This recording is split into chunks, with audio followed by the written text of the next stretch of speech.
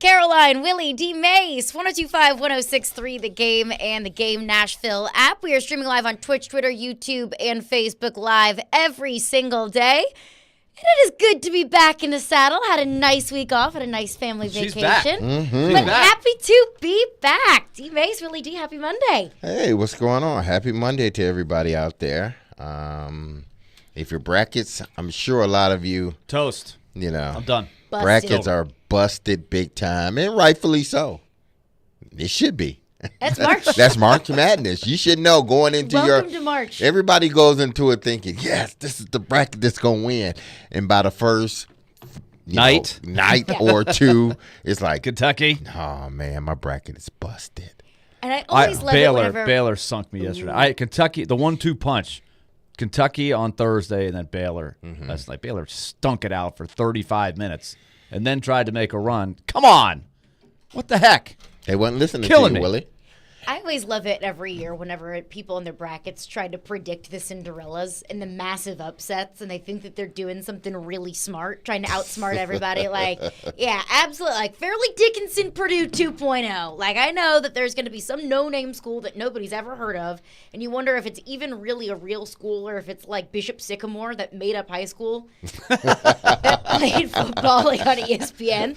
And it's like, this team's definitely going to upset the onesie, and then they lose like by 35 points, and it's like, you outsmarted yourself there. By the way, the Bishop Sycamore, whatever that was they did, 30 for 30 or whatever they did, that is worth watching for sure. It's a quality absolutely watch. Crazy what happened there. But we were also talking about this guy in your bracket pool that goes around saying that they had the upset. Yeah, I had Yale. I had. And you find out. No, you didn't. Well, Nobody maybe had you Yale. did, but you filled out like 7 or 8 brackets. And that was the one that you had. Your the chaos one, like bracket? you got all of them right somewhere on one of the 6 or 7 brackets that you filled out, but you're not winning your bracket pool. Or like that one friend that everybody has that just picks based off of the cutest colors or the best mascots. I have family And it's like, members that how do is that. your bracket Yeah. the most successful one? You filled it And out I'm because losing to blue's your them. favorite color. I'm losing to them this year. I lost to them last year. I finished last year. This is killing me. It has been absolute madness over the last week, and the madness continued this past weekend. We'll continue to get into all of that. Rick Barnes making it past Texas. Good for Rick. It was tough there for a minute. Good for Rick. So we will get it. It was ugly. That was not easy. ugly. 1 for 21 at one point from 3. And 3 for 25 from 3 total at the end of the game? Well, they hit a couple late, which they needed. They needed. So it's better to be 3 for 25 than Than 1 for 28. 1 for 25. Yeah, they needed all 3 of those 3. I mean, but 1 for 21, it was getting like, tense, tight, the tension. You're like, ooh. It's not how many you looking hit, good. is when you hit them. They did hit 2. They hit Those were too shots big. when they needed to. Yes. And they're also lucky that Asmus, or is that how you say it? The weirdest thing sounds completely different than it's spelled. What in the world was that shot he took out of the corner? It's Made the no dumbest sense. shot I think I've ever seen by a guy just saying, oh, yeah, I got this. I got it, like a fadeaway running into the corner, almost ended up with the cheerleaders and the band by the time he releases it. These guys. That's the shot you get. It's not like it was 1 second left and you had to shoot it. He's got plenty of time. What are you doing? These guys want to be on the reel. One shiny moment. They want to be on that reel. He didn't make the reel on that shot. That's not going to make the reel. That doesn't make the reel. So Everyone wants to be the Oakland kid who Exactly. now has a million Absolutely. different NIL deals. But We had so much fun about that kid the other day. The Kentucky fans. Oh, yeah. Still Kentucky. having nightmares about that guy. Kentucky fans. 10 threes. I went off on Kentucky fans. Well, not Kentucky fans, but just Kentucky. Period. And he did come back with 6 or 7 Yeah. in the next game, and they had a good chance. They almost pulled it off again. He maybe needed one more. I thought if this kid hits one more, this guy is going to be a household name. And that is going to be his Forever. fun fact Yeah. for the rest of it. Whatever he does, whether he becomes an accountant or an insurance that's- salesman or whatever, yeah. whatever he does. That's all they're gonna talk about in the rest of his office. life, that's going to be his fun fact. Like, did you know he Yeah. hit the most threes in NCAA tournament history? What did it against a feel like? What did it Kentucky feel team like? That was picked to win it all. And you could have gone right down the street and watched him play Trevecca for about 3 straight years, which he did. He played 4 years in Trevecca's conference, Division II. He's 24 years old. And he sets the Opportunity record. missed. He's got the record for most threes in the first 2 games of a tournament. Yeah. Unreal. Opportunity missed. The 3-point shot, it throws everything into a Makes frenzy. the game better. But Makes the even- game better. Depending on who you are. Yeah, you're Exactly, right. It depends on if you're on the receiving end of it or not. D-Mase, you mentioned going off on Kentucky fans or just Kentucky in general. Yeah. I've been biting my tongue for far too long because, my goodness, I was off the air all last week. I see Kentucky lose. It's yet another shortcoming from that Kentucky team. So we'll get into all of our thoughts from March Madness here shortly. Oh, yeah, we do have to ask before we Yes. get started.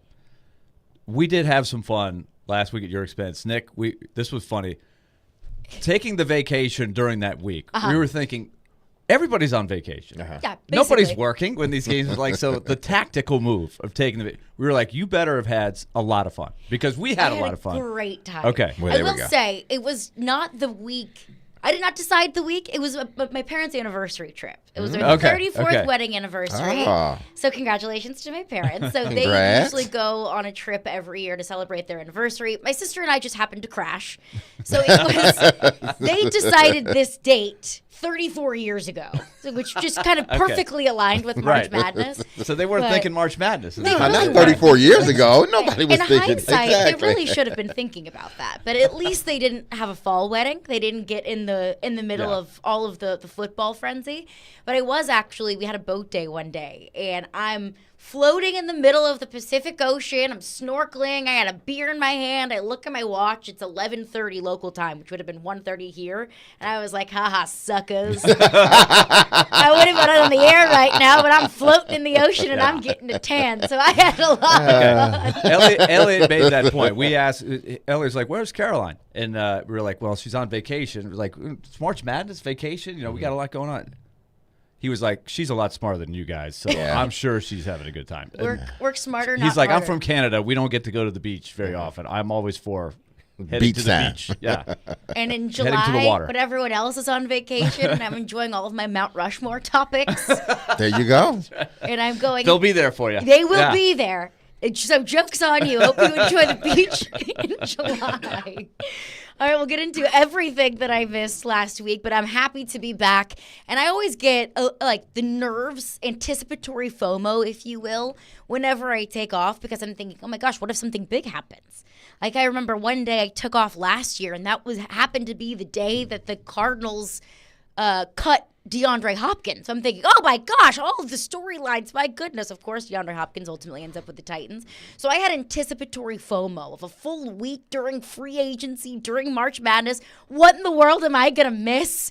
What am I going to be biting my fingernails about not being able to get on the radio and talk about for that full week? But I think that the universe heard that and they said, you know what, we'll save the good news for you until Friday night so that everyone else can react on the same day. And of course, that good news was the Titans trading for cornerback L'Jarius Sneed. We've been talking about L'Jarius Sneed for weeks and weeks, and it seemed like it was going to happen. It seemed like there was way too much smoke for there not to be fire. And then the conversations kind of fizzled out a little bit, that what the Chiefs wanted, the Titans weren't willing to give, that, you know, the contract conversations just weren't going to work out. What L'Jarius Sneed wanted, the term and the money, nobody else was willing to give it to him. So I just kind of accepted the fact that L'Jarius Sneed was going to be a Kansas City Chief. And then the news came out Friday night that the Titans traded a 2025 third and a swap of 7th-round picks this year for cornerback L'Jarius Sneed. Shocked at the compensation, but first and foremost, overall reaction to the Titans trading for L'Jarius Sneed and the very little that they gave up to get him. Well, I think it was a good move. You know, free agency is about patience. If you're trying to build the team the right way and try to minimize your, failures in a sense, because you know, when free agency starts, all we heard was, what are the Titans doing? They need to spend the money. And it's like, chill for a second. It really hadn't even started. You know, it was 2 days prior to free agency, and everybody was screaming about the Titans aren't doing anything. And again, I think, you know, at least this show, it was like, just because you have the money don't mean you need to spend it all in one day. Don't let the money burn a hole in your pocket, okay? That's what my mom used to tell me. Hey, listen, don't spend it all in one place, because you're going to go to the next place. You're going to be wanting something, and you ain't going to have no more money because you bought it all at the convenience store right there or whatnot. And that's what Rand and this coaching staff and this department is doing. You know, that's what they were doing at the beginning. Listen, we are going to get the pieces that we need, but we're not going to be the first ones to jump out there. We're getting people that we know will fit our team. Every high-priced, great player doesn't fit your team. You got to find the right guy or the right guys to fit the team that you're trying to build. And I think systematically they have been able to do that. They've addressed certain areas that they needed to address.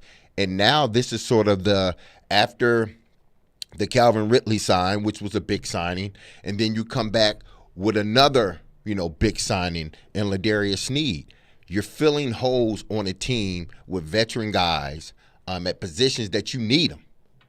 DB, you need a veteran guy. Well, you got 2 of them. Veteran, but also not too old. Yeah, too old, and they still can Right. play. Now, Ladarius Sneed,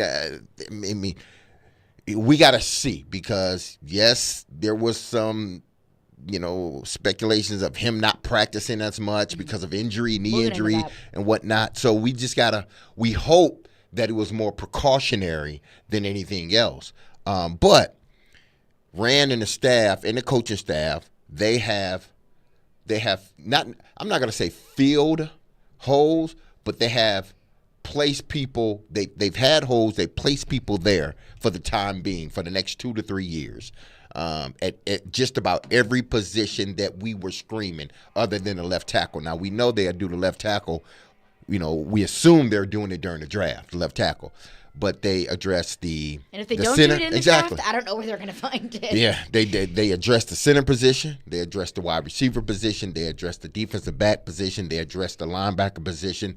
They haven't addressed the safety position just yet. Not to say they will not, but they addressed some spots on the team that needed to be addressed. And now what you do is you supplement, you get everything else now, hopefully within the draft. But then you got another round of free agencies, which will happen. Guys will get cut June 1st. It happens in every NFL year. Guys get cut June 1st. Guys got cut the other day that people were didn't realize, man, they cut him. Why? Well, it was because of money. It's going to happen again June 1st, so you can continue to build your team. I like what they're doing now, but like Ozzie said, you don't win championships in May, in June. You win them August, September, October, November, December. What Rand is putting together and what the staff is putting together seems like something good, but we got to see it once it gets on the field. I have mixed feelings. I definitely think that for the third rounder next year, that's not a bad price to pay for a really good player like this. That's a steal. Well, we'll find out if it's a steal. I mean, based upon his play in Kansas City and what the Titans had to give up, that's a damn steal. And what we thought it was Exactly. going to be. Tim said he thought it was going to be a first-round pick. That was a steal. I think it's a reasonable price to pay. Now, here are the questions I have. He's going to make as much as any corner in the game. Is he the best corner in the game? You don't have to be the best corner. It's just when your contract is up. You don't have to be the best. But as He's long a as you're a pretty top damn good five, as long as you're a top 5, top 10 corner. He was a great corner last year. Mm-hmm. His first 3 years, I'd never heard of L'Jarius Sneed. And if you look at the numbers, he wasn't as good, right? He was a good corner. Had you ever heard of L'Jarius Sneed, really, before this past year? He has made a lot of money in the way he played last year. Yeah. How long Spags been there? Pretty long, right? Spags been in Kansas City, 3 years, 2 years? He hadn't been there that long because he was – where was he at before? He was with the Giants or somebody else before? I'm just trying to get that. Well, okay, but that's a good point. That's another question I have. Okay, so he's changing addresses. He's changing defenses. This is a brand-new defense. Mm-hmm. He's not going to have maybe the same supporting cast, different defensive coordinator. There's a lot of variables there that make me wonder, okay, so how is he going to be used? Again, there's going to be a lot of pressure on him. He has got to be great to be – forget about the third-round pick. That's one thing. Yeah. But the money they're going to pay him, he's got to be great. And I think there's a lot – I've seen a lot of free agency things go wrong, and this is a trade, not free agency, I just wonder. And I also, all along, have been saying the same thing, and that is I think the big money ads like this should be the icing on your cake and not your cake. And I think right now they got a lot of icing, top-heavy guys that they've just picked up. This all looks great. But the cake is flimsy right now. There's still not a lot of underlying depth on the roster, and that's just a concern I have. They've made themselves better for sure, but I still think, is this the thing that's going to put them over the top? No, there's still a long, long way to go for this. So this has got to work for a long time. I still wonder, is he that good? And for the Chiefs to say, we'll let this guy go, says a lot to me. Says a lot to me. That's the question that I have. I mean, yes, from the Titans' perspective, there's a steal. A third-round pick next year. When that was even brought up, I believe it was some ESPN article, when it was even brought up that could have been the compensation, I laughed. I thought, you are crazy. If Kansas City is going to let who is regarded as one of the best corners in the league for a third-round pick next year, are you crazy? But that's what it took. Essentially, in a swap of sevens, but that's that's nothing. Yeah. So why? Yeah. So we're the other 30 teams or whatever. I'm sure some of them are like, we're good. Whatever. We don't have the money. But were there other teams calling and saying, yeah, well, I mean, they had to take what they could take. So obviously that was the best offer that the Chiefs had. Well, it's the same thing with Justin Fields. The longer you try to hold on to the guy, the less the less you will get once you have to trade him away. Had they, just like Fields, had they traded Fields early enough before they even decided, okay, Caleb Williams, they probably would have got more from Pittsburgh had they traded him early. Now everybody knows, hell, you're drafting Caleb Williams. You can keep him if you want to, but right now this is what we're going to give you because we know that you're not going to get above this anywhere else. It's the same with Ladarius Sneed. It's like the longer you held on, people knew like either you're going to keep him or you're going to take what we're giving you. That's basically what it is. We'll give you what we deem as fair market value, but we're not giving you second and first round picks, especially not this year. Why? Because either you're gonna lose them either way. You're gonna lose them next year, or you're gonna lose them this year. Now next year you lose them, you ain't getting no compensation whatsoever. You trade them away this year, you'll get some compensation. Third round pick, that's good. But the longer they held on to him, they knew the value was going to go down. And they didn't want to have to pay him the 20-something million that he was going to be wanting. I think the difference between the Justin Fields situation is everybody and their mother knows that Chicago's taking Caleb Exactly. Williams. Everybody knows that Chicago needed to trade away Justin Fields. If the Kansas City Chiefs wanted to hold on to L'Jarius Sneed this season, they could have. If the third-round pick next year wasn't enough, they didn't have to trade him. But they were going to lose him. But losing him for a third-round pick next year, I know it's more than nothing. But they get the money instead of the franchise tag. They could take that franchise tag money. What is it for a corner? 20, I think it's 20 or 19? 19.7, I believe. Okay, so let's say $20 million just to make it a round number. I'm sure they're sitting there going, okay, can we live without Sneed? And can we take that $20 million and spread it around and fill a couple other holes with guys who get cut on June 1st and bargain guys? Or, are we better? Do we have a better chance of three-peating that way? And we don't have anything on the hook past that. You know what I'm saying? It becomes a money game as well as how bad do we need this one player? And he does play a very important position, right? The corners are hard. It's not like this is a middle, an inside linebacker or a guard or something like that. They're a little easier to replace. That's the thing. I'm mixed on this. I'm a little skeptical that this is the move for the Titans at this time because clearly the Chiefs have made their decision that as good as he is, they can live without him. Because if I'm the Chiefs, I would feel that way too. I got Patrick Mahomes and Chris Jones. Yeah. We traded away Tyreek Hill and we won a Super Bowl and they after made that. the big decision. They probably in their inner circle said, The do we big keep fish Jones? was Chris Jones. Do we keep Jones or do we keep Snead? We keep Jones. Yeah. I think they That was the big easily fish. made that decision, right? Probably the right move for Yeah. the Kansas City Chiefs as far as they were concerned. So if I'm the Chiefs, I could see it from that perspective of, look, we'll pick up a third-round pick next year. Is it a super sexy return? No, it's not. But we can win a Super Bowl either way, with Snead or without Snead. That could be the way that they feel. Or they might think, like, look, there are just way too many red flags with L'Jarius Snead. We either don't think he's very good or we're too concerned about the injury, so we'll just take what we can get for him.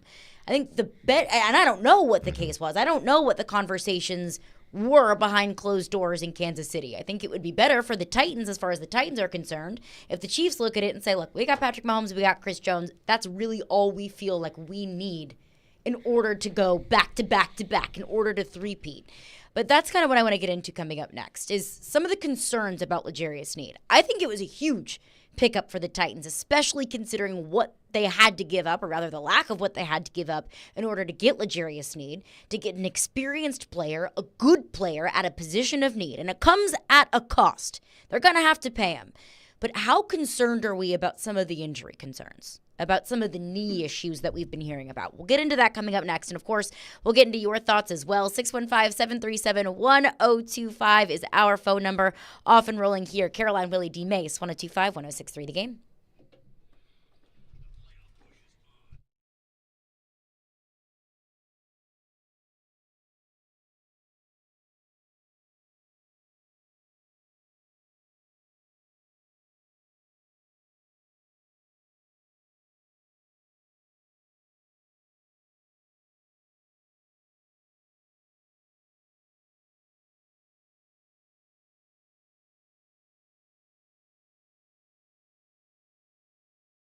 All right, let's talk Loan Pronto.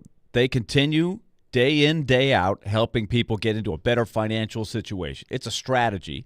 And look, it may not be for you, but if you're a homeowner and you live in our listening area, the chances are your home's value is way up. And that puts you in an advantageous position to pay off loans that you might have accrued over time, a big credit card bill, a big car loan that you want to pay off, where you don't really have a good mortgage rate. You can get a much better deal and save money by using your home's equity to go for the Equity Express line of credit. It can make things happen, and it can get you that cash from your home's equity fast. Loan Pronto has an AI-based system, and you can get approval in a very short period of time with almost no documentation, no appraisal, and no hassle. They move quick. They know what they're looking for, and so you can get those thousands of dollars, and then boom, that credit card deal or that car loan is gone, down to zero. Find out more, because approval is just minutes away. Use that home's value to attack your financial needs or start a home improvement project. 615-499-5780 or loanpronto.com. That's 615-499-5780 or go to loanpronto.com. NMLS 166-1781, subject to lender approval, equal housing lender.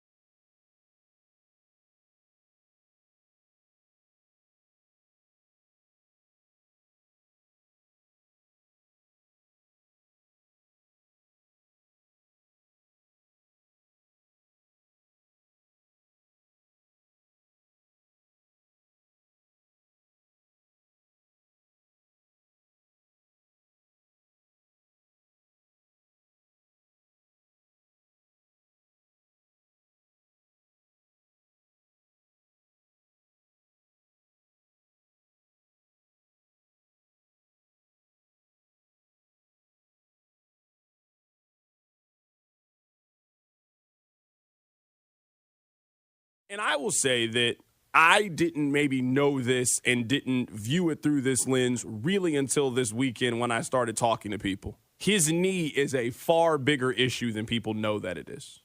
Far bigger issue than people think. That's why if it was me and I was advising L'Jarius Sneed, if he came to me and was like, what should I do? Take the money.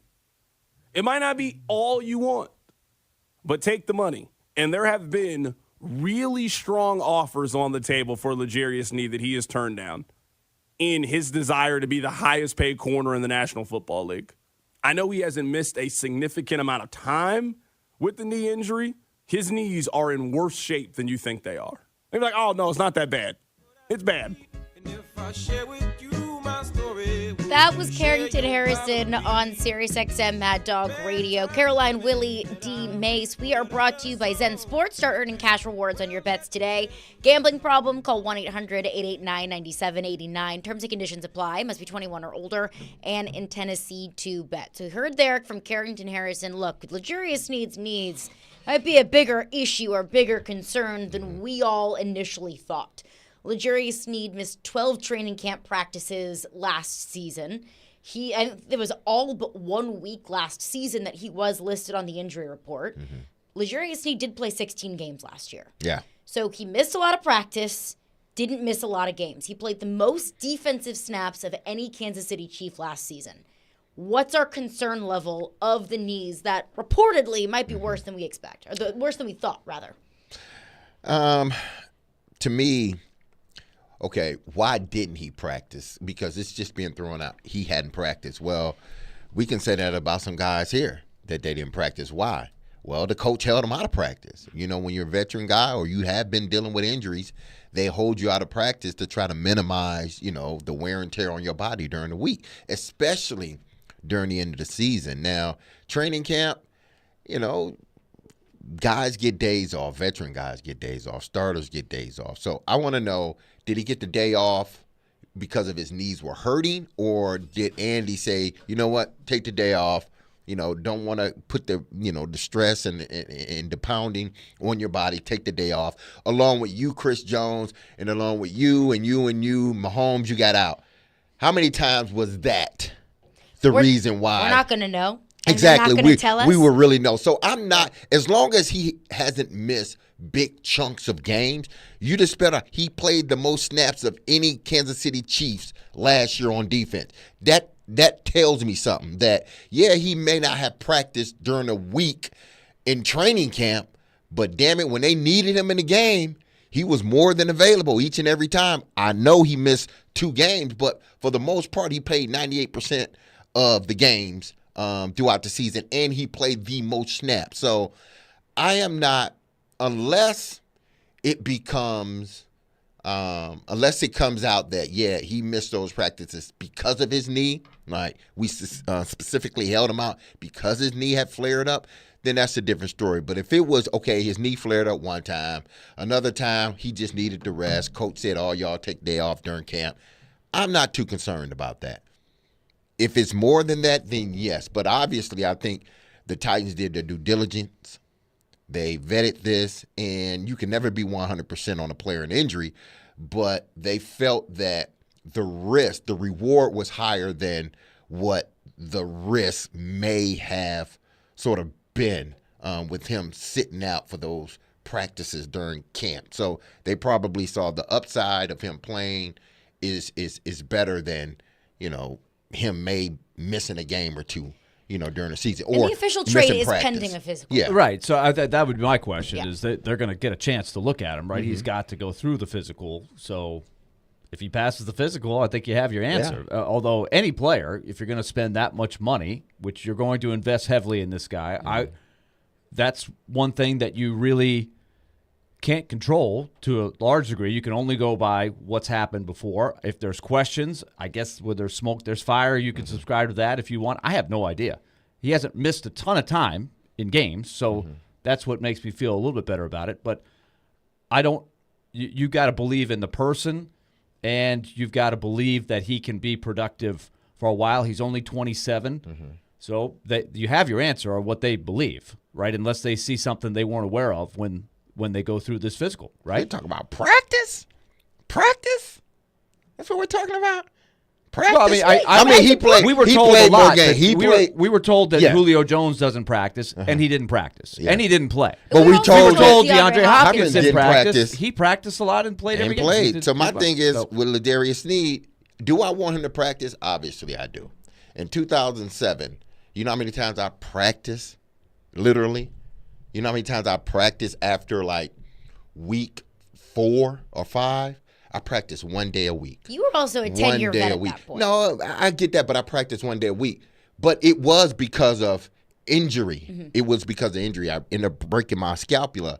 So they wanted to hold me out. I could have practiced more, but they wanted to hold me out of practice. Listen, we only need you 1 day a week, third down or red zone. We need you for that. But everything else, come out there, know what you're doing.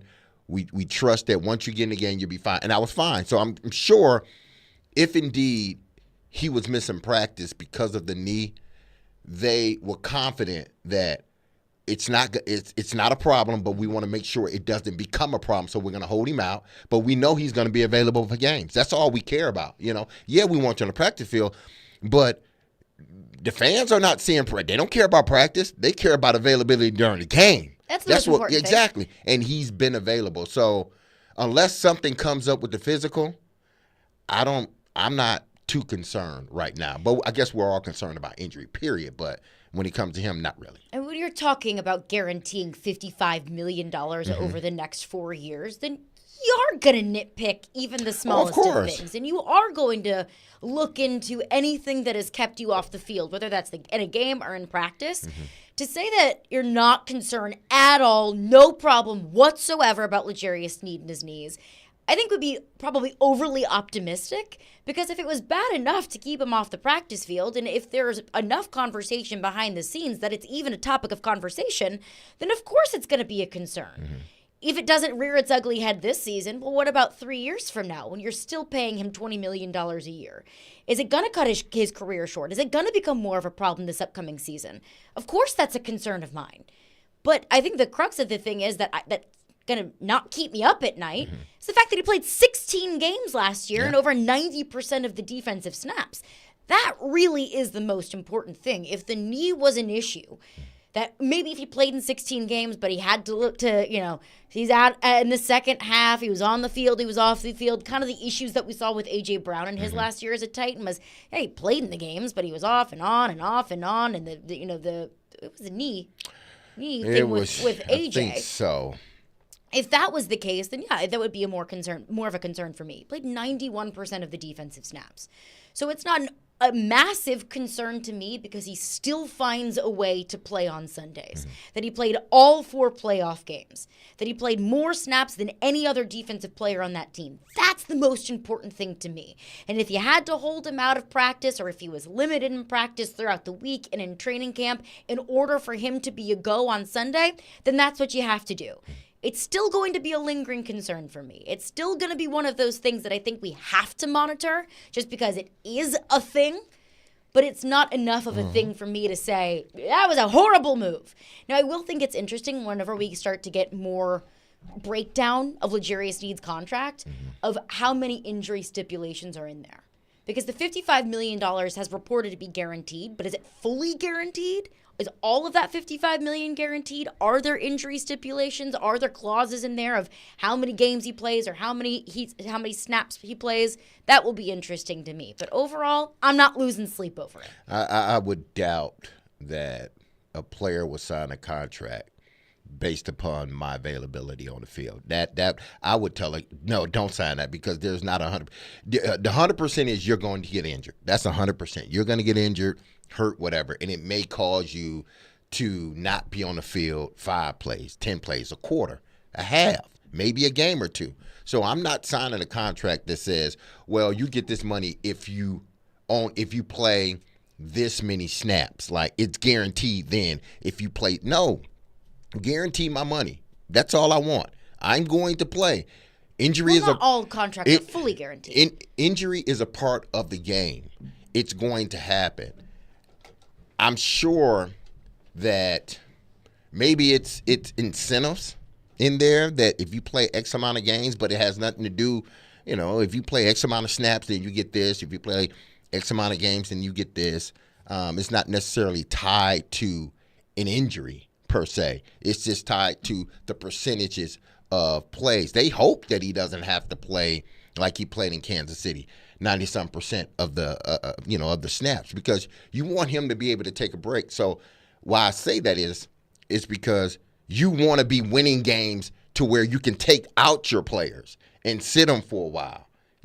Take them out the last 5 minutes of the game because you got the game, you're ahead 14, 21 points.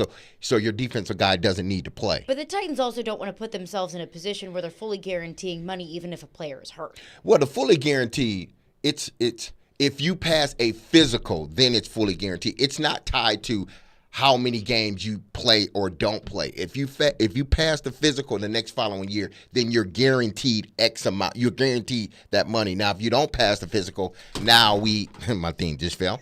My light. This is a recurring thing since you've been gone, yes. Caroline. So see, I leave and this and whole everything place goes to hell. Goes to hell. Yep, that's what's happening. Trying But no, to take what one I was vacation, my goodness. But what I was saying is that a lot. If you have those in your contract, is usually if you pass a physical the league year. Like, if you can pass a physical that next year, then you are guaranteed X amount of dollars. If you don't pass it, then obviously we got a problem here. But it's not tied to, well, if you only play 12 games, then you're not guaranteed X amount of dollars. No. I missed 3 games at the beginning of the season. Then I played the rest of the season. So now because I missed the 3, now I can't get my money. If I pass the physical and exit physical and then a physical starting back the same year, then I should be guaranteed my money. And that's why I want to see the Yeah. breakdown of the contract. The 55 guaranteed. What kind of guarantees are there? Are they fully guaranteed? Is it not? That's. I'm just saying. I would like to know what the breakdown of the contract is. But I want to get your thoughts on this. Phone lines driven by WilsonCountyHonda.com. Adam is on the line with a thought on L'Jarius Sneed. What's up, Adam? Hey, Caroline, welcome back. Hey, this is weird. Hey, so I feel like people trying to poke holes in this are like straight haters here. Like, if you look across the league, he was like one of the most valued guys coming out. And also, like, the Chiefs wanted to keep him. They just couldn't figure out a way to do it. You either got to pick Well, if between they one wanted to great keep him, they player. would have found out a way to keep him. They absolutely could have kept him. Yeah, just like Jared said, and he says 98% of things incorrectly, but you could find a way to manipulate the cap. That's absolutely a thing. So the way I look at it is the Titans have so many pieces, like problems, especially on the defensive side of the ball, that you had to figure out a way to get this guy. Like when you were talking about a few weeks ago how badly you wanted Chris Jones, my big rebuttal was we already have somebody that's a solid player right there. But our secondary, who's going to be a leader in the secondary? Like, it sucked. Like, the whole room, Roger McCreary, was it just going to be him? So they went out and they addressed that. I still think we have, like, a middle linebacker spot that needs it the same way. But he's such a good player. Like, of course I'm going to take a risk on his injury issue. Like, absolutely. He's better than Malcolm Butler is, and we paid Malcolm Butler a truckload of money. So I think it's a great signing. Honestly, I think it's laughable at this point, the people who are trying to poke holes in it. Thank you for your call, Adam. Thank you. Well, I appreciate I'm poking holes in it. I don't think anybody would consider Then me you're a hater by You're a Adam's hater, standards. man. Willy. You're a hater. I'm just pointing out that he's going to have to be really good. I'm not disagreeing with the move. I'm surprised that they make a move now when they have the opportunity for a year to sort of go in an exploratory direction here. I guess they figure this is an opportunity that they may not get down the road, and they see him as a guy that can be a part of the next 3 or 4 teams. And if that's the way they're looking at it, okay. But he better be good for a long time. And I also would do this. Speaking of the structure of the contract and the guaranteed money and stuff, I think I would like to try to front load it, pay as much of the credit card bill now, and leave myself some flexibility down the road. Right. Because this is what we hit on last week that I think is the biggest thing with their roster. They don't have a lot of guys right now on their roster that they drafted, and they're like, I'm signing that guy to the next contract. Totally. That's a guy we need to keep. That's probably why they're figuring we can do this on Sneed, because are you going to re-sign Chigakonkwo to the next deal? I don't know. Maybe. You hope. And you've got a quarterback on a Burks. rookie deal. You got a quarterback on a rookie deal, yeah. And so, yeah, you want to try to take advantage of that as much as you can. But they still the 3 drafts that were fairly empty are costing them big time right now. That's why the cake doesn't have much foundation to it, and that's why I'm worried about putting too much icing on top. The whole thing is just not – it's not a workable cake. It's going to collapse. You ever have a cake where there's too much icing and you're just like – I love cake with a lot of icing. Too much icing. I like cake but with a lot of icing. there's a point where it goes too far. I like icing. Yeah, I love Everybody icing. likes icing, but too much icing is not good. Well, think about how You got to have the makes your balance. jaws just the cake, lock up. The You cake can't- and the can't cake be and the doing icing that. have to mix together, right? You're There's right. a blend. It's got to be a balance. Yeah, it's There's like never a peanut butter balance. and jelly. You got There's never a have too balance much- with cake and icing. There's never a balance. There's always more cake than there is icing. Right, that's my point. They have it reversed. There's too much icing. The icing. They is don't like have this any new guy. icing, Willie. They barely got how much icing do they got? Ladarius Sneed. Calvin Ridley, They got Calvin Ridley, Cushionberry. Cushenberry. Don't say City Charles, Willie. Yeah. Don't you dare Cushenberry. say Kenneth City Murray. Charles is icing. Chidobe. You want to say Chidobe? Owize? Totally. Is he? Absolutely. Okay. To me, the free agents and your pickups, your moves like that, are the icing. The foundation of your team. They ain't the even cake got the has icing to in. be the draft. They and barely development. got icing They in. don't even have a kickstand. They barely got icing right now. If you only count those 4 people, they barely got icing because they got the whole side of the cake that they need to worry about putting icing on. I'm still So worried about the cake. I guess they figure there's nothing they can do No, about it. the They're not cake- going to magically have these guys be different people, right? They have to hope they develop some of these guys. But we don't know that have been there. That have been on the roster. We don't know if the cake is firm enough. Why? Because the cake is Will Levis. That's who the cake is. Yeah. Nobody He can else help really. the cake. Nobody else really matters right now. Yeah. If you hit on the quarterback, if he turns out to be more than what they thought, that's your cake, and everything else around it is your icing or your fruit, whatever you want to put in. Will Levis is the cake. Fruit That's on a why cake. I'm not a big guy. I'm not a big guy to eat either. But that's why there's a lot of, even with the moves that they've made, the odds of them winning the South or winning the Super Bowl, they're basically the same. Why? Because nobody knows about the quarterback. Yeah. And how do you find out about the quarterback? You put pieces around And the that's what they're quarterback to trying make to do. the quarterback successful. And if you put pieces around the quarterback and invest around the quarterback and the quarterback still isn't the answer, you scrap it, you move on, you find another one. I just worry that Sneed, he's a lot of icing.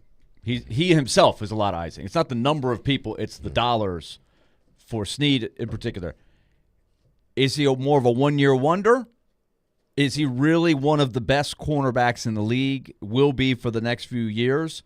Or is he a guy that's seizing the moment, having a big career year on a great team?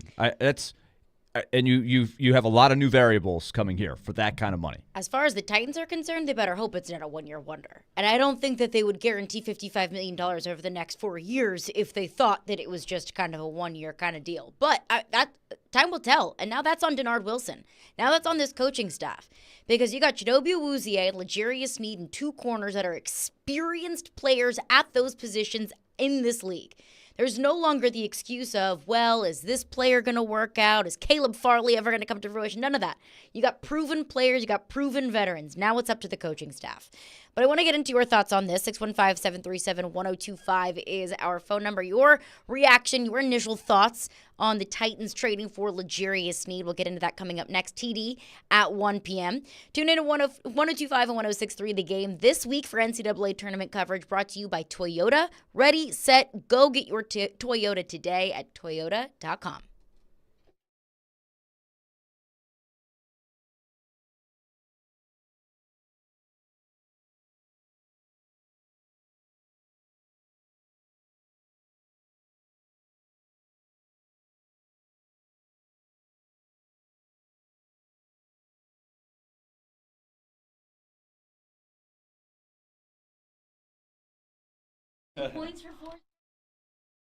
Happy Monday, March Madness Monday, as I should say. I know you watched a bunch of games this weekend and you made your bets. I know you did it with our partners in sports. But what I want you to continue doing is betting with Zen Sports, because I'm telling you, and I'm excited to tell you about their introductory promotion, which I have been telling you for the last 2 or 3 months. Available to all new customers here in Tennessee, especially around March Madness time. It's the no danger first wager. When you sign up for a Zen Sports account, you will receive up to $1,000 no danger first wager. When you place your first bet on Zen Sports, you will be reimbursed for the amount of your bet if it loses, up to $1,000. Plus, Zen Sports has launched their VIP program for the premier bettors of Tennessee. If you think you may qualify or might qualify, then listen up. The VIP program is by invite only. So if you feel that your Zen Sports play qualifies for the VIP consideration, please check out the program details and apply at zensports.com/VIP. No other sports book, and I mean no other sports book, will offer you a premier sports betting experience with 24/7 top-tier customer support and bigger and better action than Zen Sports, as I've been telling you every week. So what are you waiting for? Bettors, get going and download their app today at zensports.com. That's Zen Sports, where betting just got better. And if you have any gambling problems, call 1-800-889-9789. Terms and conditions apply. Must be 21 years or older to bet here in Tennessee.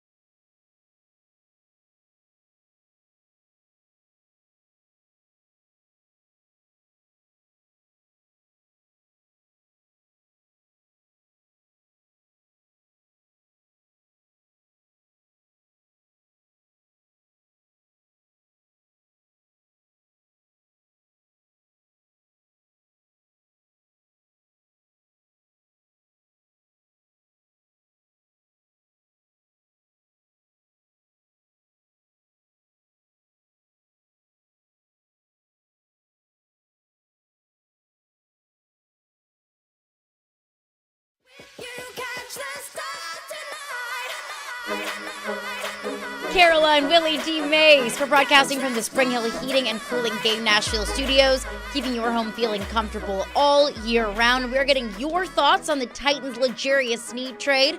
TD will join us at 1 p.m., so we'll get TD's thoughts and reaction, what they're getting in L'Jarius Sneed, what the Titans gave up, or the lack of what they gave up in order to get L'Jarius Sneed and the contract. We'll get into all of that with TD in just over 1 hour. But now your thoughts, our phone lines, are driven by WilsonCountyHyundai.com.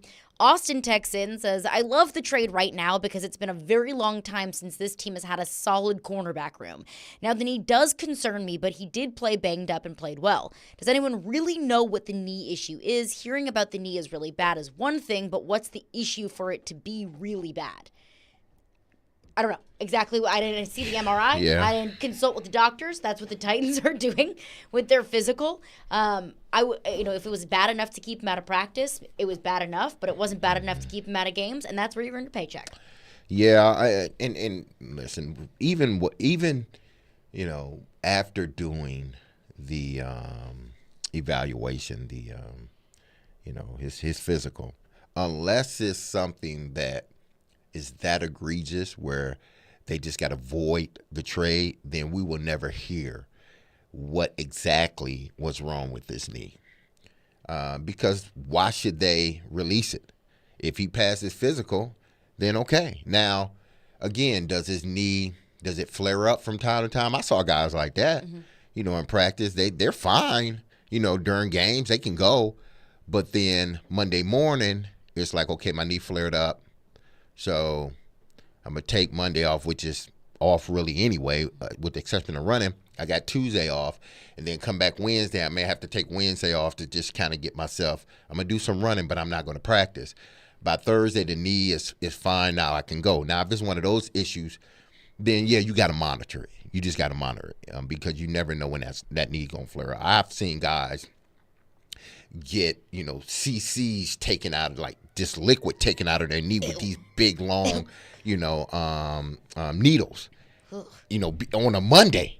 And then they practice Wednesday or Thursday, and they're good during the game, but then they got to start that recycle. But that was a much older player, and you don't want to get into the habit of doing that because obviously you do that too many times, you're weakening the knee. I mean, I'm sure. You're not going to have much knee juice left. Absolutely. So you don't want to have to keep on. You need knee juice. No, but you don't want to have to keep on doing that each and every week. And some guys had to. Guys that I played with, they were older guys, but they had to get that done just about every week. You hope that's not the issue. But, I mean, this is something you got to cross the T's, dot the I's, and if it doesn't look right, then you void the contract or you void the trade. But I don't think – I pray it's nothing like that where it voids the trade, because if it voids the trade, then he may not be playing football, period, because Kansas City's not going to sign him, if he can't pass the physical. So I'm sure he'll be able to pass the physical and the determination. It's get to that. Yeah, that's what I'm saying. I mean, that's based off of me knowing nothing about his medical history. But if it wasn't bad enough for him to stay off the field consistently last season, he played 16 games. And how can it all of a sudden be so bad that he fails a physical? So I'm not concerned about that until we have to be. Exactly. Caleb in Gallatin texts in and says, I thought it was interesting with Robbie and Joe this morning that with the moves that they are making inside the building, they might be thinking that Levis is the franchise guy. I don't think anyone saw this coming, what the Titans have done in free agency.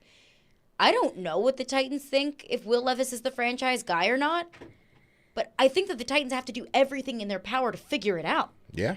I don't know if Will Levis is the franchise guy. Like, do you? I don't know. I've seen some good. I've seen some not rookie so stuff. Good. So it's like behind a horrendous offensive line with so it's not like a we ton don't of pass know. catchers. We don't know. And a hot and cold defense. It's still a question mark. It's still a question mark, and it's probably still a question mark for them.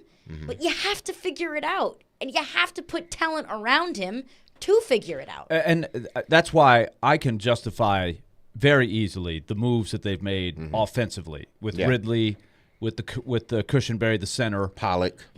Yeah, because I think that security blanket, trying to give him the best surrounding cast to bring out the best in him is important, especially because, and I would like to see the difference between a second-round pick and a first-round pick as far as that first contract and how much guaranteed money.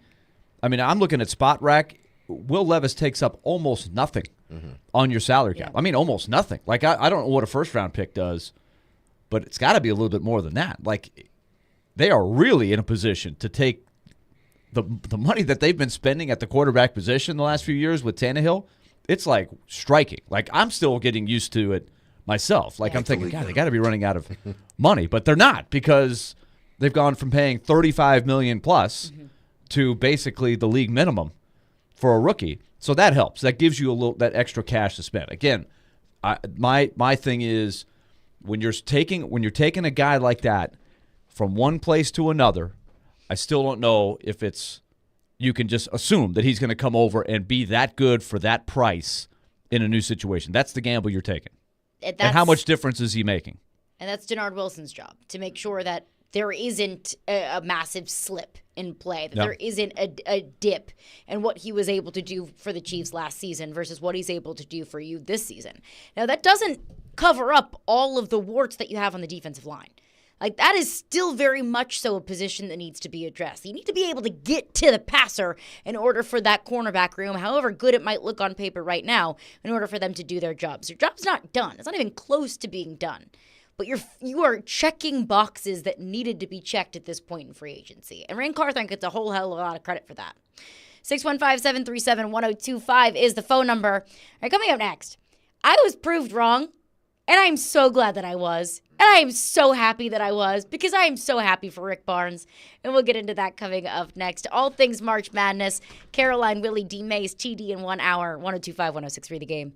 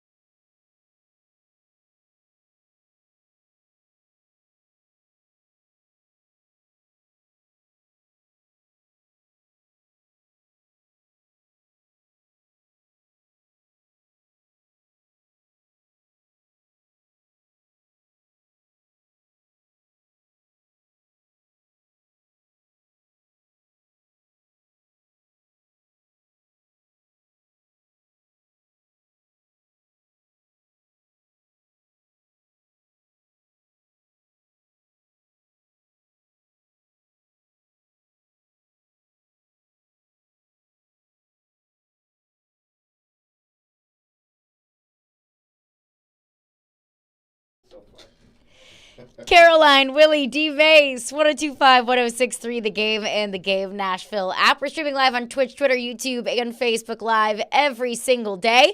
We'll catch up with TD, Teron Davenport, in 1 hour. We'll get his thoughts on what the Titans have done so far in free agency, the most recent move, a trade for cornerback L'Jarius Sneed, and then, of course, what comes next. Still gotta address the defensive line. Still probably need to address inside linebacker, safety position. Of course, obviously, the offensive line. Lloyd Cushenberry's a start, but that's not everything. So we'll catch up with TD in 1 hour. But I did want to touch on Rick Barnes and the Tennessee Vols. Because I remember very vividly, I said, I guarantee you that the Vols will not make the Sweet 16 this year because it's just going to be the same thing of the Vols falling short in the postseason after winning all those games in December and January and February, and come March, they just pooped their pants. And they did make the Sweet 16. The Vols on you. Okay, all right. Good one. The No. joke's on you, the Vols on you. Now, you still got to get past the Sweet 16. Like, falling short in the Sweet 16 is not going to be good enough. And I know a lot of Tennessee fans are going to be upset if they, again, don't make the Elite Eight, if they don't beat Creighton coming up on Friday night. So you still, the onus is still on Rick Barnes. He's not completely off the hook here. But it felt like that game on Saturday against Texas, the Rick Barnes Bowl, as I was affectionately calling it, it felt like that had the makings of I don't want to call it a trap game because I don't think that that's a team that you overlook, but it just had the makings of a game where you just poop the bed. And the shooting was absolutely horrendous. It was a snoozer of a game. Like we said earlier, 3 of 25 from 3, but Tennessee still found a way to win. They made the shots when it mattered. They made their free throws at the end of the game, and they played fantastic defense all night long, found a way to beat Texas and advance to the Sweet 16. And I'm happy for Rick Barnes for kind of getting that one off his back, because that one means a little bit more, playing a team that fired him a few years ago in Texas. I was fascinated by that game. D-Mase, you and I talked a lot during the week last week about how the three-point shot in one game can make you or break you. Totally. Think about, and Tennessee, I think this speaks a lot to how layered Tennessee is. They can have a game where they start from 3 at 1 for 21. Like 3 for 25 is, yes, but they were 1 for 21 and made a couple big ones down the stretch that they needed. But they're able to overcome that. That's not easy to do. Baylor is one of the best three-point shooting teams in the country all year long. Tennessee is not, right? Tennessee's streaky from 3. They've got capable three-point shooters. Solid from 3. And this is the mistake I made in my bracket. But Baylor and Kentucky went down because they didn't have a great day shooting. They need to be shooting well from 3, and they weren't great enough defensively to make up for it, right? Tennessee is great enough defensively to make up for it. Duke, right? I really thought James Madison was going to give Duke everything they can handle, but Duke comes out, the kid hits 8 threes. That guy has been a good player. He had the game of his life. No Duke players ever hit 8 threes in a game. The three-point line's further back than it ever has been when Bobby Hurley and Billy McCaffrey and Grant Hill and all those guys were playing. And this guy hits 8. He couldn't miss. And it was JMU over. was the sexy pick. Yes. Over Duke. I really thought – I had JMU winning that game in my bracket, but Duke absolutely throttled them. And part of it just on a day where the shots don't fall, if you rely on the 3 or if you give up a bunch of threes, that's a big variable there. So I think that's where Tennessee's protection kicked in, right? They're able to find a way to win a game where you have a nightmare from the outside. A nightmare. Now, can they do it against Creighton? I don't know if they can go 1 for 21 and beat Creighton. Creighton's better. Not that Creighton was shooting the ball real well. They should have lost, right? They are a front end of 1-1 away from losing to Oregon. Yep. Oregon had them. Another coach going up against his former team, Dana Altman, who was the coach at Creighton for a long time. That's right. He's got Oregon. He's got his big man on the court. Creighton is really, really well coached. They let the ball go into the big man, who had a great game.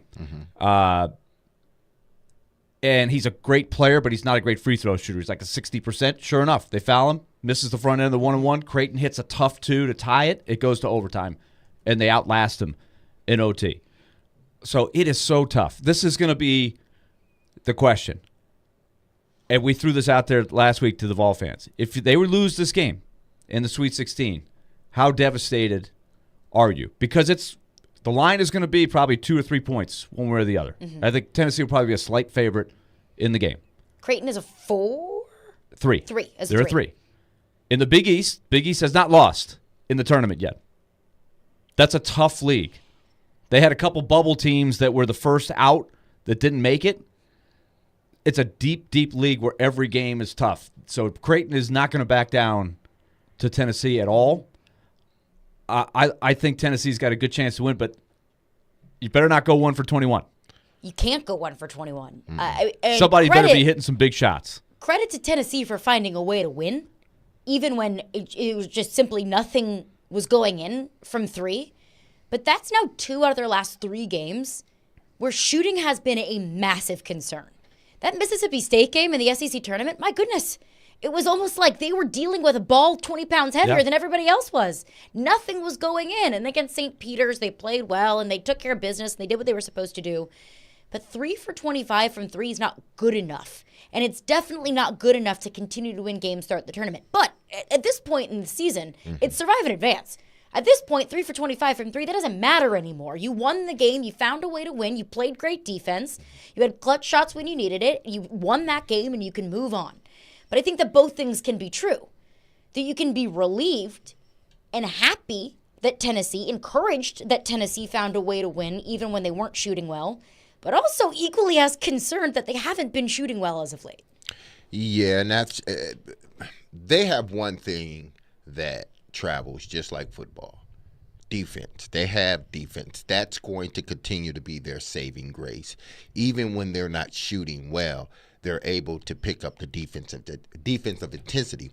Now, when you're scoring, it's easier to set up your defense, and it's easier to get into if you want to press full court or not. It's easier to get into those sets after made baskets. But Tennessee is a really good defensive team. Even after missed baskets, they're able to get back on the defensive end. They're gonna need that moving forward continually, because if Connect has another one of these games, he and Ziegler, it's going to be very difficult, especially against Creighton. Creighton's a big team. They got a 7'1" center in the middle. So Adu, he's going to have his work cut out for him this game. And if Connect is not shooting the way that we've seen him shoot throughout the season, I don't know if they're going to beat Creighton. Creighton's a big team, play good defense. And if you're not shooting well from the outside, it's going to be a hard matchup for you if you can't get those sort of easy buckets from the outside as you have been getting. And I think we discussed it before the season, before the tournament started. They have to find someone else beside Connect. I know Ziegler is the leader from the point guard position, but they got to find secondary scoring from starting this game against Creighton, and if they expect to move forward, they're going to have to find someone that's going to be able to consistently create for themselves outside of Connect, because the further they get, the harder it's going to be for them to score a basket. So they got to find that second, that third scorer, that bench scorer. They didn't get any of that this past game. They got a little from Ziegler, but hell, he shot the ball. James had a solid game. Yeah, he had a solid game. But Ziegler didn't shoot well from the outside. Neither did Connect. They're going to have to find that second or that third and fourth guy that can come in and not only give them the minutes, but give them the points too. And you can say that they're due, right? They've had a couple of bad shooting performances now, especially Connect, right? He is sort of due for one of those 35 or 40-point games. But what I found with him, maybe here's going to be the problem with him, and this is going to be the problem with him moving to the next level. They're going to continue to get physical with him, and they're going to make it very difficult for him, because with a jump shooter, you got to be physical. You got to be a guy that can shoot from the outside really good. You got to be physical, coming off those screens and everything else. You got to put a body on him to make it difficult. And it seems like when you do that with Connect, he has a harder time scoring. That's when, and I'm telling you, Creighton's going to do the same thing. They're going to put a body on him. They're going to bang him around a little bit and make it harder for him as the game goes to get those open three-pointers or to get those wide-open two-pointers. I think, too, McDermott, the coach for Creighton, I think he will have a very good game plan of how to try to guard Connect. He did a really good job.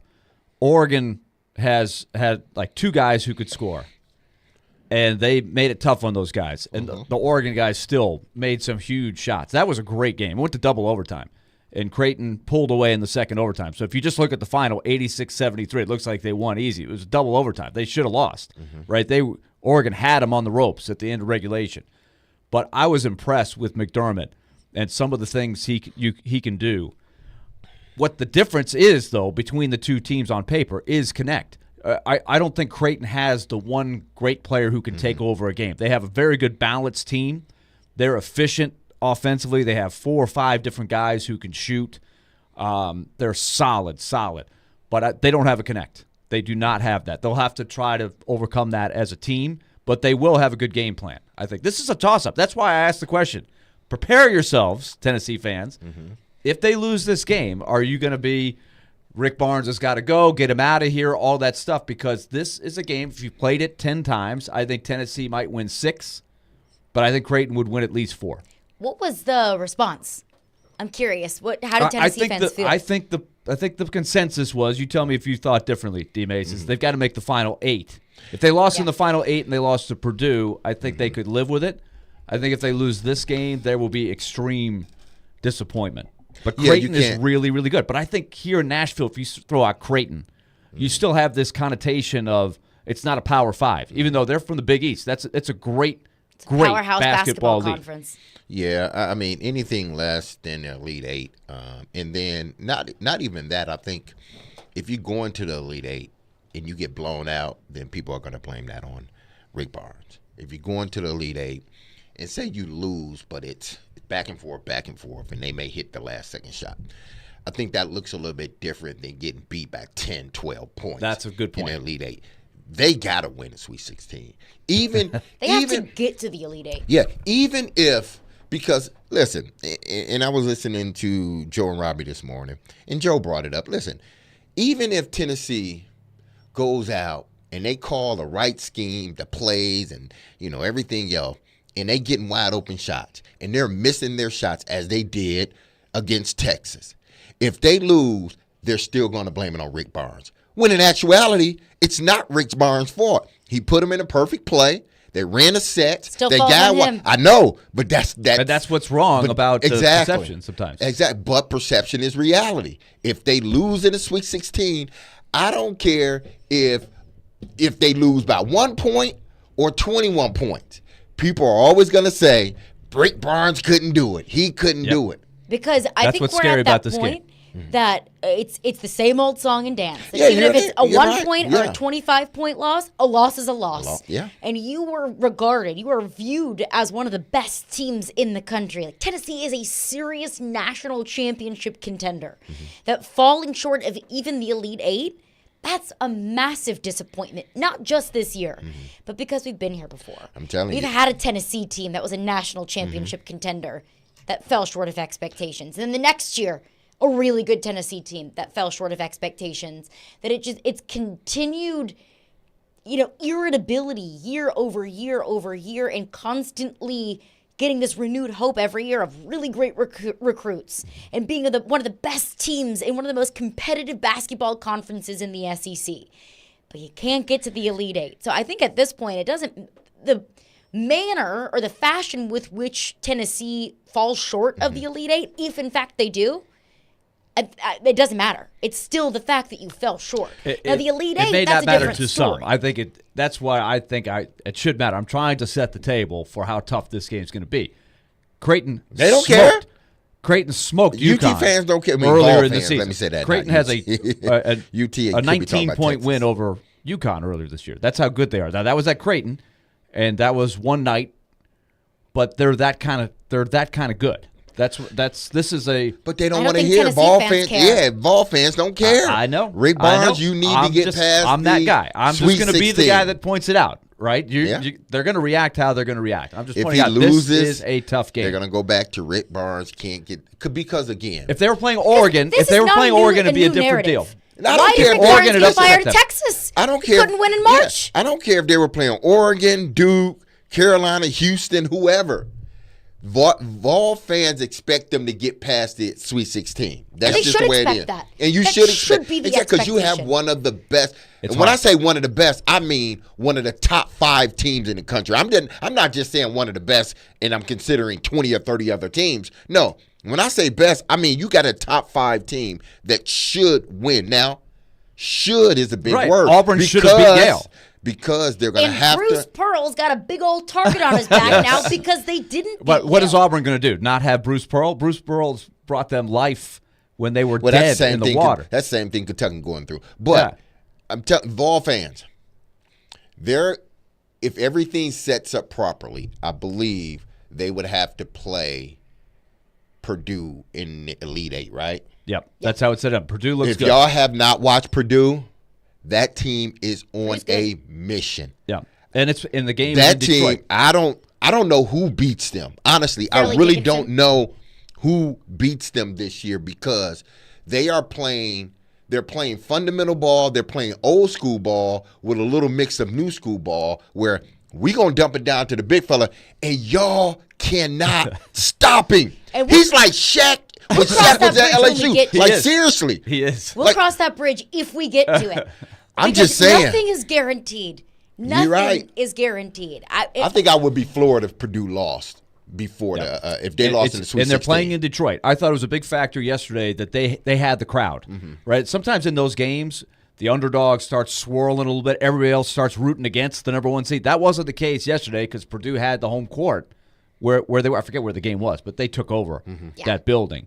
And Utah State, after a while, it's like you said with the Shaq, they had no answers. Yeah, they just they kept had no- fouling. yeah, Everybody just had a 3 mismatch, fouls at yeah. halftime, and it was over. And the shooters that Purdue has, They were knocking them They down. weren't tight.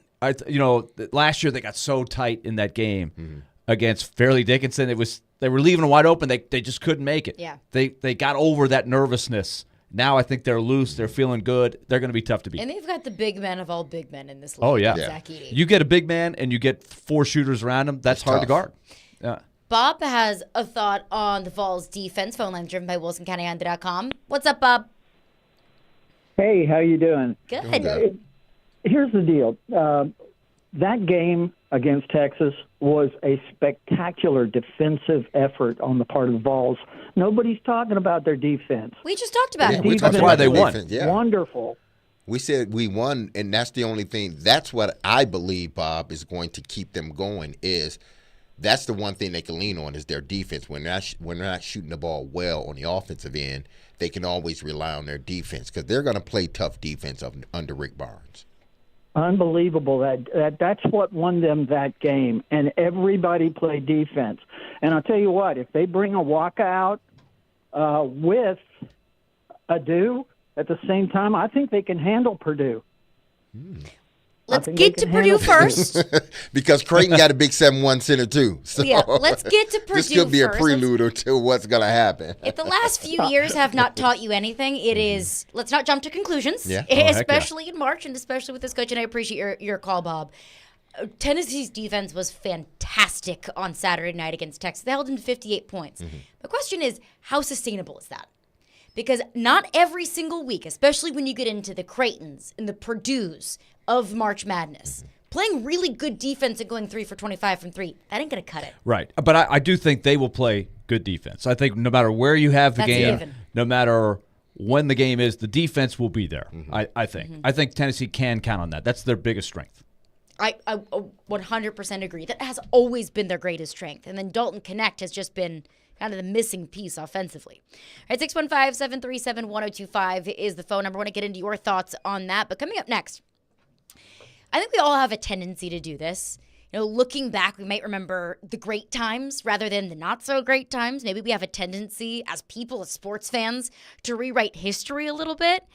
I saw some Vanderbilt fans maybe rewriting history a little bit yesterday, so let's set the record straight. I want to get Willy's thoughts on some Vanderbilt basketball conversation that was being had last night, and we'll get into that coming up next.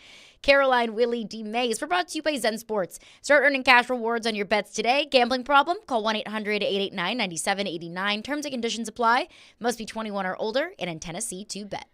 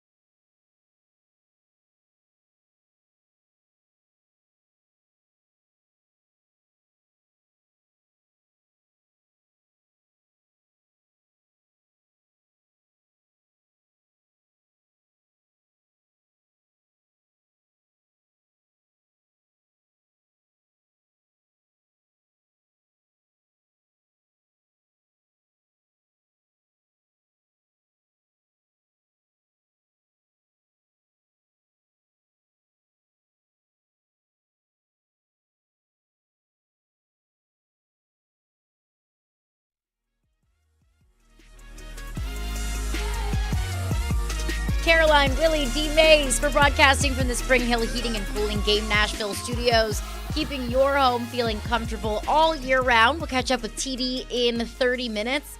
So this time of year is always the time of year of what I call Santa Claus schools, like the schools that only come up this month and you only think about once a year during March Madness and then you forget about entirely. Like Fairleigh Dickinson is one of those schools. St. Peter's is one of those schools. Like teams that always pop up in March Madness and you're like, oh yeah, I remember that team from last year. GCU, Grand Canyon, I think is one of those schools that always finds itself in March, but it's not really, a big power player in any other sport, not really a school that you would consider or think about throughout the rest of the year. Santa Claus school. Think about them during March. It's quite an interesting school. If the more you look at that, there's some. Yeah, there's been some interesting headlines. I had never heard of it until Bryce Drew was hired there. And it's a publicly traded company. Right. It's a for-profit. Yeah. Which is the only school of its kind in the tournament. But interesting. But Bryce Drew is there. They've got some huge backers. Like the number one is the Jerry Colangelo connection in Phoenix. He ran the Diamondbacks. He ran the Suns. He ran USA Basketball. They have some money, and they're spending it well on the NIL, and they put together a really good team. Man, they're good. They're good. They were right there with Alabama. We were neck and neck with Alabama. In that game yesterday, I think what could only be described as beautifully chaotic. Yes. Or horrifically beautiful. Like, whatever you want to put it, it was miss shot after miss shot. It was a fun watch. But I read this article on azcentral.com, the local Phoenix, Arizona newspaper, and this was a quote from Brian Mueller, the athletic director at Grand Canyon. It's talking about how are they going to keep Bryce Drew if Grand Canyon's always in March and they're always winning games and they're always a team in headlines around this type of year. How can Grand Canyon hold on to Bryce Drew from going to a larger program? But Brian Mueller, the AD at Grand Canyon, said he's going to be hotly pursued. I believe Vanderbilt made a huge mistake, of course, insinuating Vanderbilt firing Bryce Drew after the 2019 season. I've heard a lot of conversation on social media yesterday, kind of reiterating that same sentiment of, look at how dumb Vanderbilt looks now. Firing Bryce Drew, they just went toe-to-toe with Alabama. How do you feel about that conversation, Willy?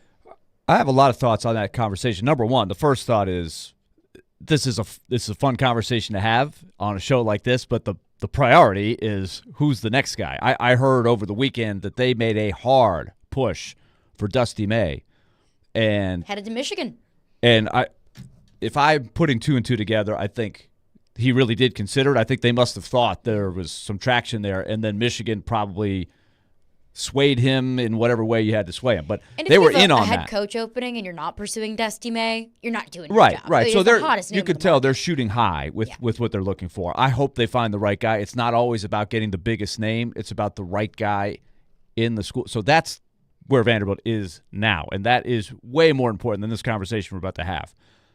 But Bryce Drew is in a league right now that has no NIL. That league is a poor league, right? I don't think, Belmont, I don't think Lipscomb, I don't think Middle Tennessee, Austin Peay have a lot of NIL dollars. They have probably scarce dollars. They're trying to find ways to do it.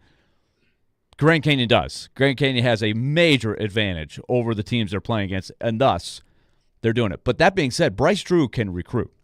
Bryce Drew knows how to get good players. I think the biggest question I have with Bryce Drew, like you were talking about chaotic, I feel like the discipline, the attention to detail is one of the things that was lacking, in my opinion, watching his Vanderbilt teams. And I think for Vanderbilt to win, you've got to have total attention to detail. You've got to win on the margins over teams that are going to have more raw talent. Mm-hmm. That being said, here's the team that Bryce Drew gets to Vanderbilt. He takes Kevin Stallings' leftovers, basically, and sneaks into the NCAA tournament. Loses to Northwestern in the first round, a game that they had right in the palm of their hand. Could have gone either way. They made a big mistake at the end of the game. They fouled intentionally with the game tied. Mm-hmm. Matthew Fisher-Davis, God bless him. It was a big mistake, right? And they lose the game. Good year, though. Very good first year for Bryce Drew. They fall back the next year and go like 12 for 20. Oh, well, speak of the devil. They have their next guy. A little bit of breaking news. Wow. That's perfect because they asked them to hold off on announcing the Until hire we had to until talk about got Bryce to this. Drew? Yeah, Yes. exactly. The Bryce Drew history lesson? Breaking news. This coming in from CBS Sports. Vanderbilt hires Mark Byington, James Madison's coach. James Madison, 32-4 this past season. JMU's a solid team. I was hearing that over the weekend that he was in the mix. Bobby Cremins guy, longtime Georgia Tech coach. I liked the way he was playing. They had a terrible game yesterday, obviously. If you watch their game, and that was one of my take it to the banks, they were just flat out better than Wisconsin. They were really, really good. Over 30 wins this year. So, interesting choice. I don't know much about him other than that. And just watching his teams from afar, but I'll have the same questions that I would of any coach. Can you take that formula? How are you going to get your players? To me, attention to detail is going to be a big part of the next Vanderbilt coach. You've got to have that down, but you've got to get the guys, right? You've got to get your guys.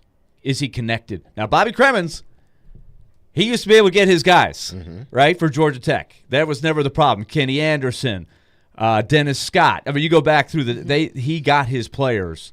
He knew how to connect. He had the New York ties. So I don't know anything about this guy and how he recruits, but the recruiting part obviously is huge. It's massive. Because I am told, and I've checked around, that the budget they have for NIL is legit. It's not the top in the league. It never will be, but it is competitive, and they will be able to have something to work with. They're not going around going, do you want to come to Vanderbilt? Do you want to come to Vanderbilt? No, they know what they have to do to get players. Like you've been saying, D-Mase, you can't. It's a new era. It's basically pro basketball. Like it or not, you can't just play the high and mighty. We're Vanderbilt. We don't need to do that. You've got to get in that game, and I'm told they are in that game. And you don't need to have the most robust and lucrative NIL. Right, you got to be smart with it. Good coaches. I think Texas A&M is the perfect example of that. Texas A&M was throwing out 6-7-figure deals to 5 stars across the country. Had one of the most star-studded recruiting classes in the 2022 class, and what they do with it, they went 5-7. So it's not just about the money, although that's a massive, massive part of it. And basketball, we're talking about less players, right? Yeah. You can play it different ways, but you're not. It's different than building a football team with as many players as you need to have a good football roster. So that formula is more challenging for Vanderbilt. For basketball, though, I think if you play your cards right and you have a decent amount of NIL to work with, I think that should not inhibit you as much as it could, right? If you, I can think of some chancellors in the past that would have said, NIL, that's not what Vanderbilt's all about. Yeah. You're coming for an education, all that. I mean, those days are over, right? And that's it's nice just not. And all, but right. You got to play the game if you're going to play in the SEC. So, intriguing hire. Well, yeah, he's a hot name, right? If he weren't going to Vanderbilt, he was going to go somewhere Somebody else. else is going to hire him. His James Madison teams have been good. But it will be, now he's stepping up in competition. Now, how will that look? I don't know. I guess a lot of it is predicated on, frankly, the NIL and how many good players they can get in here, and how many players are going to, he may have to flip this whole roster. Guys may be leaving. Guys may be entering the portal. Can he convince guys to come back who were here last year that may enter the portal? That and the NIL are two things that, obviously recruiting, but recruiting is a part of NIL now. So, yeah, you say you got all this money now. It's time to put up or shut up. It's time for you to show this new coach, that you're serious about winning games. And in today's sports, being serious means paying the money. Because, listen, you only need 1, maybe 2 players to change your program. And then you start winning, other players want to come. They're going to want the money, but, if you already got a team set, they're more inclined to possibly take a little less if they know they got an opportunity to not just get in March Madness, but obviously win it. So, and that's step 1. Yeah. Get in the tournament. It's been too long since Vanderbilt has been in the tournament. That's step 1. But they can change this. They can change this in a year.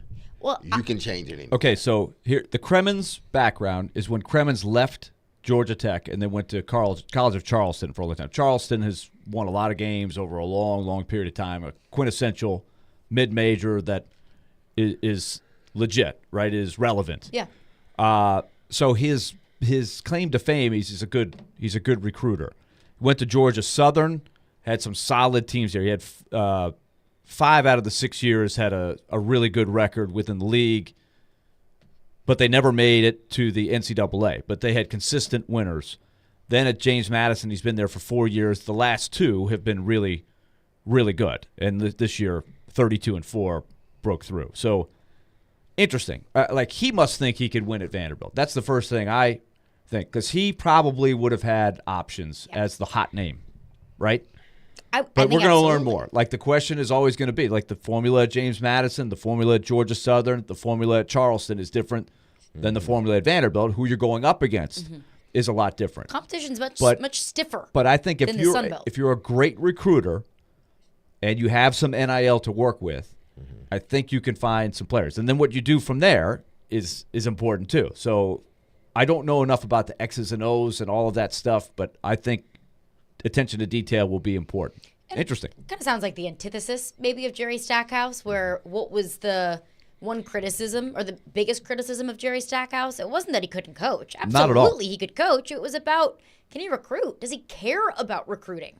Well, if that's this coach is Mark Byington's claim to fame, then you're at least checking that box. And the other question I have is, how much more is Vanderbilt willing to change? Because you can change coaches and you can bring in new people and you can get a fresh face and a fresh perspective and new messaging and new players. But are you willing, and it sounds like Vanderbilt is, but I want to see it, are you willing to put the money on the table and to give coaches what they need, the resources that they need in order to be competitive in this league? Because I think Bryce Drew could be the example. At Vanderbilt, it goes 0-18 in SEC play in his final year. At Grand Canyon, he's made the tournament 3 out of his last 4 seasons. I don't think that's Bryce Drew all of a sudden just figuring things out in a couple of seasons. It's different of resources. That was such a whirlwind, him getting, just to try to give you the short version. Yeah. When they went 0-19 to finish the season, 0-18 in the league, lost the first game in the SEC tournament. Here are the guys he had on that team. Garland is the big one. Darius Garland, who That's got the hurt. biggest He got one. hurt in the 6th game. Like the Predators were playing the LA Kings. Vanderbilt was playing USC. I went to the game. Hal Gill came with me. We watched Darius Garland play. They beat USC, who had a lot of talent. And I was like, okay, this is going to be really interesting. And then, of course, a week later, he hurt his meniscus against Kent State. Against Kent State. They lost the game, and he didn't play again. Yep. I think he sort of played it safe. He didn't want to play through it. There was a lot of different ways that could have gone. Absolutely understandable, for sure. But here's what's weird. This is where, again, attention to detail comes into play. Without Darius Garland, they had a McDonald's All-American in Simi Chatou, who was an underachiever, freshman, too young, not experienced. He got big-time exploited. But a guy that he's playing professionally somewhere now. Talented guy. Yeah. He was coming off an ACL, didn't play well. Saban Lee, in the NBA right now. Aaron Nesmith, freshman, in the NBA right now. Matt Ryan, in the NBA right now. The quarterback? Not that Matt Ryan, but a really good shooter who was a transfer from Notre Dame. What can he do? Exactly. Yanni Wetzel, who went to San Diego State, had some huge years after Bryce Drew left. So I think a lot of people are going, why were they not competitive at all? Even though I know you lost Darius Garland, but should have done better. Everything just kind of snowballed out of control. They had some nightmares. They looked awful. And they had and somewhere in the mix, here comes Malcolm Turner as the brand new athletic director, an ill-fated hire that shouldn't have been the hire. He comes in, he sees this, they look terrible, and he just pulls the plug after 3 years of Bryce Drew, which was definitely a tough pulling the rug out from under a guy that was having an awful year. He was the first to admit. It was still amongst the coaching fraternity a quick hook. Yeah. Would you say?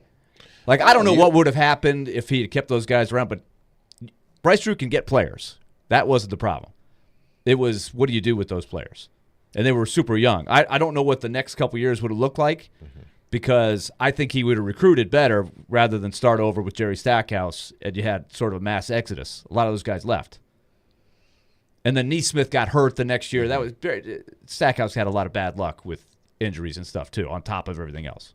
So will things be different for Vanderbilt new head coach? Again, Well, this is he's going to have to go get a new team. Like he's going to I don't know how many of these guys are in the portal right They're now. going to have will come to give back. him time to build this team. They're going to have to. In this day and age, though, How you much can time turn do you your get? you can turn your roster over quick. In general, at Vanderbilt though, where the transfer credits and everything is a little trickier than it is. No offense to the other schools, but I do think at Vanderbilt transfers are a little trickier. Mm-hmm. How much leeway do they try to give him to, go to the top of the university and say, we got a new basketball coach here. Can you help the guy out? I do think that game was worth exploring, but I am curious to see what he does to try to get off to a better start. Because Jerry Stackhouse had nothing. He didn't know how to do it. He didn't have the recruit. I think this guy will have a right, and he did, and didn't want to do anything else. And really, you can't do that in this league. Byington is cut from a different cloth. He's one of those guys who has been a recruiter. He's got that in his blood, and that hopefully will serve him well. Breaking news, Vanderbilt has their new men's basketball coach, Mark Byington from JMU.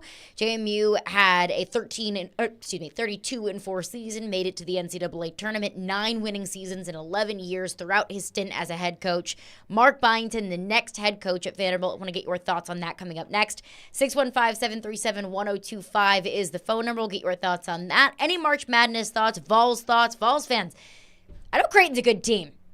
But is falling short of the Elite Eight not good enough for this team? All of your thoughts on that coming up next.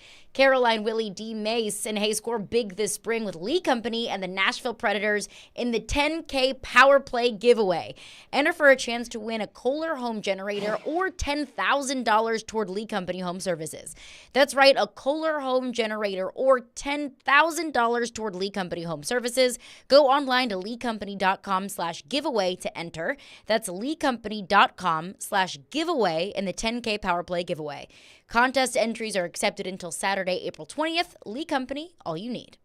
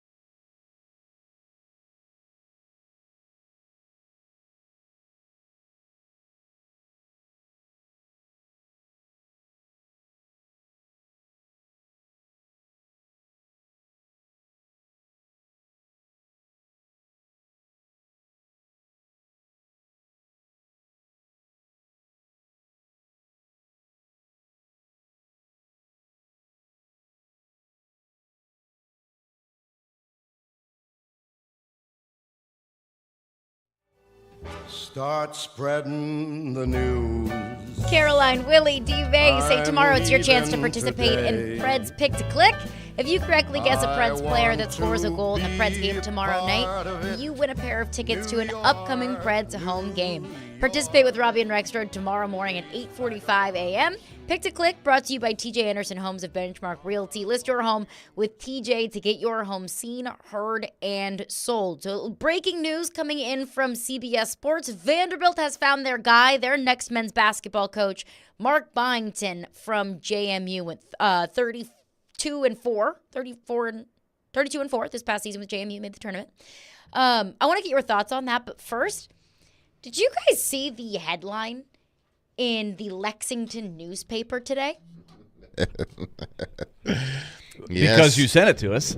I did sure not know all until, Kentucky fans saw it as well. The Herald Leader, the local Lexington paper, the headline is $33 million Calipari buyout would be wrong thing to do.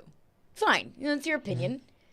It'd be one thing just to have that opinion, but when Calipari is spelled with a K in the Lexington local newspaper, there's a lot of speculation amongst Kentucky fans that this is a jab at I guess we could call him Coach K 2.0 now.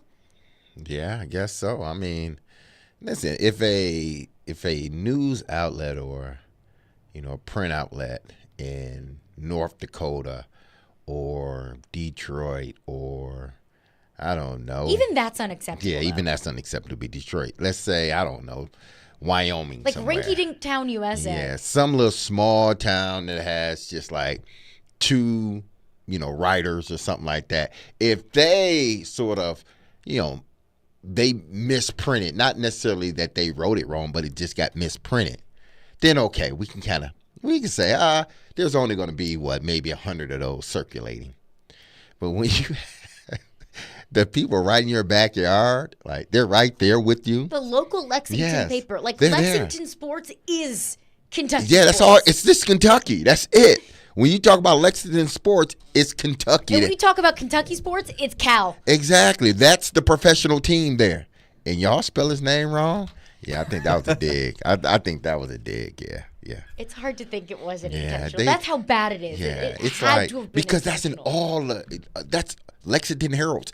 How many do they print probably a day? Let's just say they print 1,000 a day. Man.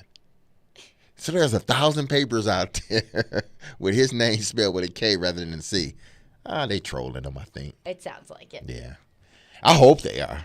I hope they are too. Yeah, because that was a big misprint right there. Unacceptable. Yeah.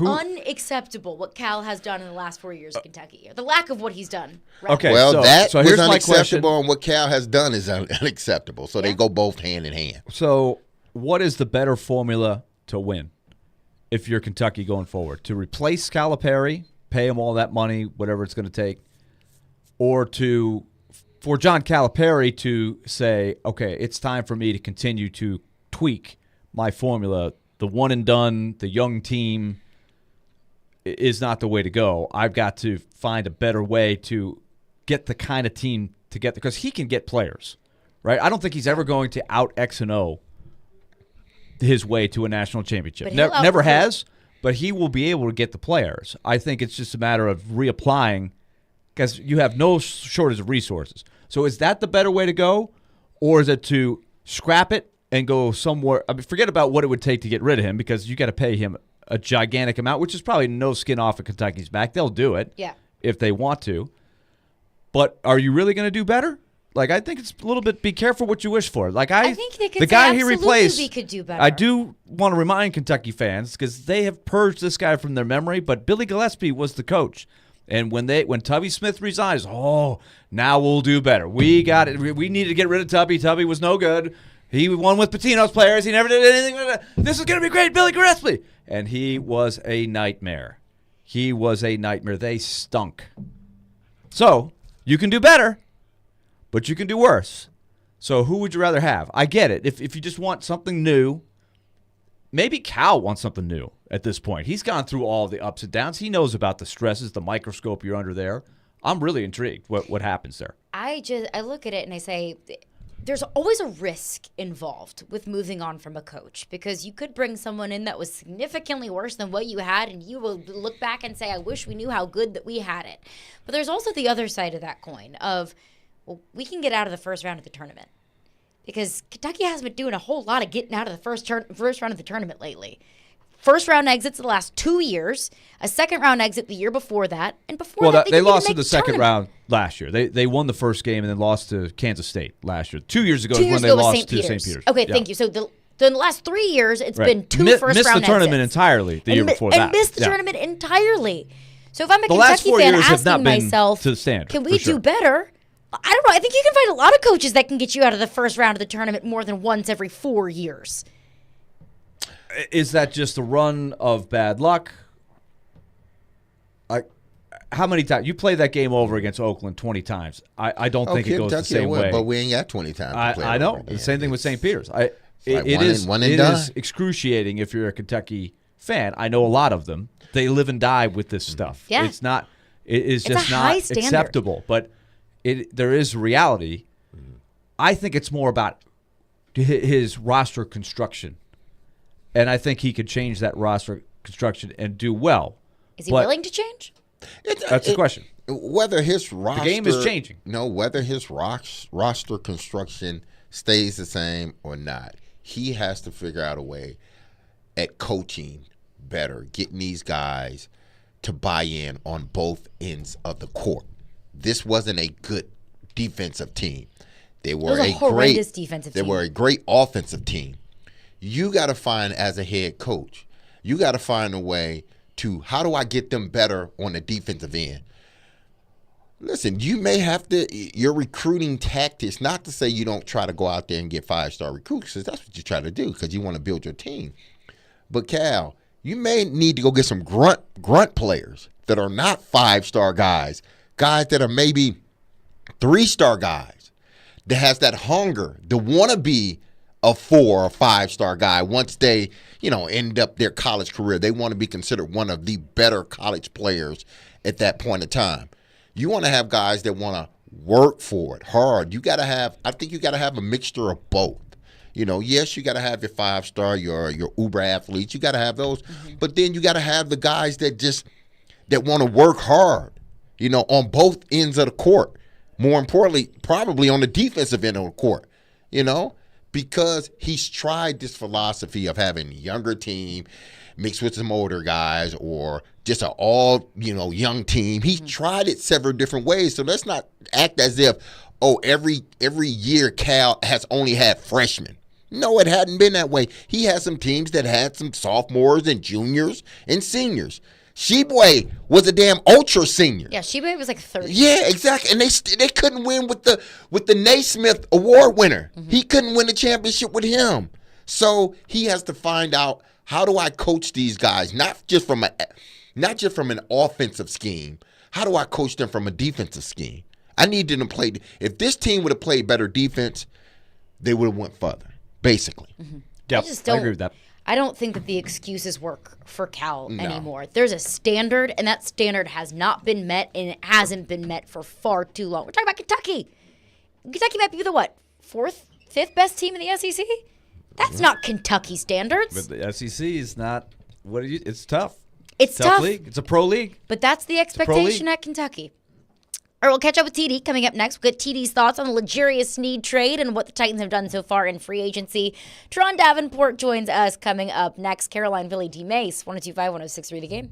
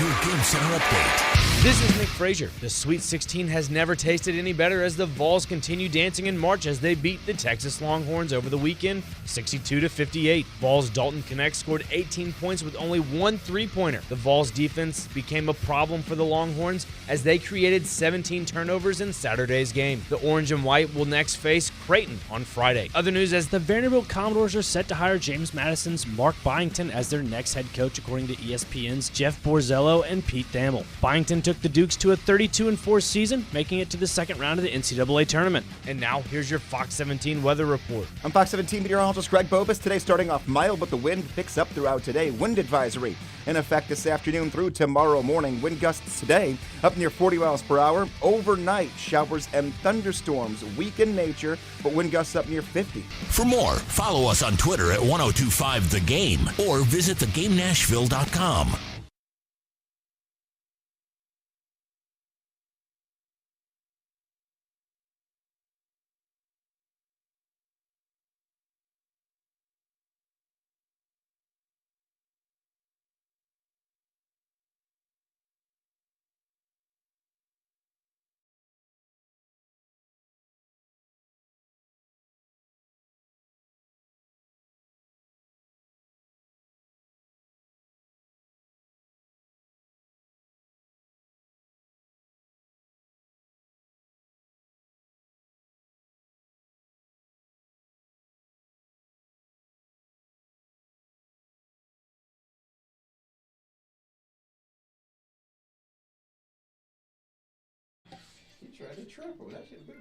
Caroline, Willy, D-Mase, 1025, 1063, The Game, and the Game Nashville app.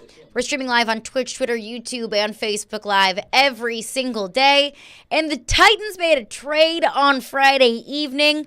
L'Jarius Sneed for a 2025 third and a swap of picks with the Chiefs in the 7th round of this year's draft. L'Jarius Sneed, pending a physical, will be a Tennessee Titan for the next 4 years. And joining us now to break down L'Jarius Sneed and all things Tennessee Titans and free agency, TD Teron Davenport, brought to you by ESPN Bet Sportsbook. TD, always appreciate our weekly conversations with you. I want to start with exactly that, the L'Jarius Sneed trade. What do you think of the player that the Titans are getting and the compensation with the Kansas City Chiefs? Yeah, I mean, I think the player is clearly one of the top cover corners in the league. It's something that is well documented. You look at the list, I mean, whether you're talking about Jamar Chase, Justin Jefferson, Stephon Diggs twice, A.J. Brown. I mean, the list goes on, and none of those guys got 100 yards receiving, and he was the primary cover guy going against them. So I think you look at that. You look at some of the other things. He didn't give up a touchdown over the course of the regular season. Those are all really good things. And to give up a third-round pick next year is a pretty good deal for the Titans to not have to part ways with any of their picks this year, to get the contract to be where it's reported to be as opposed to the $22 million that Sneed and his camp was apparently asking for. I think all of those are wins. Now, you do have the concern, right, obviously, of the knee. Granted, it didn't cause him to miss any playing time, but he missed some practice time. He missed some time in camp, apparently, and it's something that he had to deal with. But if the physical passes, I mean, this is a grand slam for Rand Carthon and the Titans. Yeah, the deal reportedly from Jordan Schultz, $19 million AAV over 4 years, $55 million guaranteed. It's not that 22 like you mentioned, TD, but still, $55 million's a pretty penny. I did want to get your thoughts, though, on the knee. We talked about... You're gonna pay a pretty penny for a guy that caliber. Oh, totally. You know what I mean? So it's like, totally. That's to be understood. Yeah, absolutely. And that's the conversation that we've had over the last few weeks and months is in free agency, you're going to pay. You're going to even overspend. And you're not always going to get the most perfect prospect. It's either an age issue or an availability issue or an injury issue. What is your concern level of the knee? Well, I don't know what the level should be. I think it's all relying upon the physical. That's really the main thing. So for me, if I had a horse in a race, rather, I would say, if the physical passes, then you shouldn't be worried. And I think you look at the fact that he's played so much, and you look at the snaps. Like, he played a lot of snaps last year. In fact, I think it was among the most of all defensive players. So that's something that, if the physical passes, I would look at that and say, hey, they're in good shape. We'll talk with Teron Davenport, ESPN NFL, talking Tennessee Titans. I don't know why I do that. I always get mixed up with Tim when I get ready to say it for some reason, but my fault, TD. But looking at this Titans team with the moves that they have made already, where do you put them relative to where they were prior to free agency? How much better has this team gotten? And I know they haven't started playing games yet. I get it. But just on paper, how much better have they gotten with the acquisitions that they brought here this free agency period? I think they've gotten tremendously better. And you talk about a team needing to add speed, and I text you, I didn't realize that Snead ran a 4.37 40. I didn't realize he had a 41 vert, a 10.9 in the broad jump, a 1.51 10-yard split. Like, I didn't know that these were the things that he was bringing to the table, right? So, I mean, I think you get fast. You get Calvin Ridley, you get faster there, 4.41 guy. But more importantly, you look at the tape, and he's shown that he's able to get vertical. So I think the roster has gotten much better because you added playmakers. You added impact guys that could change the game. But that Lloyd Cushenberry signing is one that just going to continue to flow under the radar.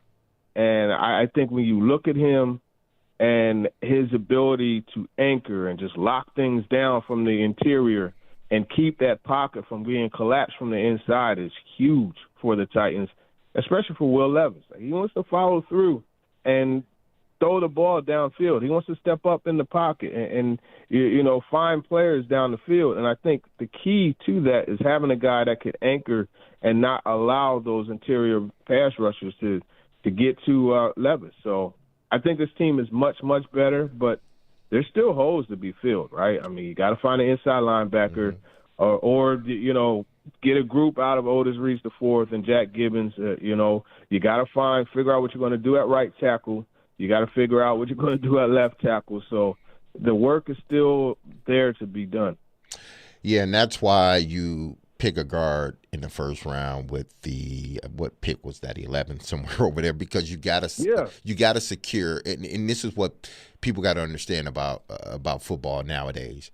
No longer we've figured out a way for the most part to sort of neutralize the end guys. These quarterbacks love stepping up in the pocket. They love getting the ball down the field. As long as I can follow through, we're good. But the minute they can't follow through, the minute your lines start to collapse from the inside, that's where you have problems. That's why they go out and draft a Peter Skoronski. That's why they go out and get a Cushenberry. Why?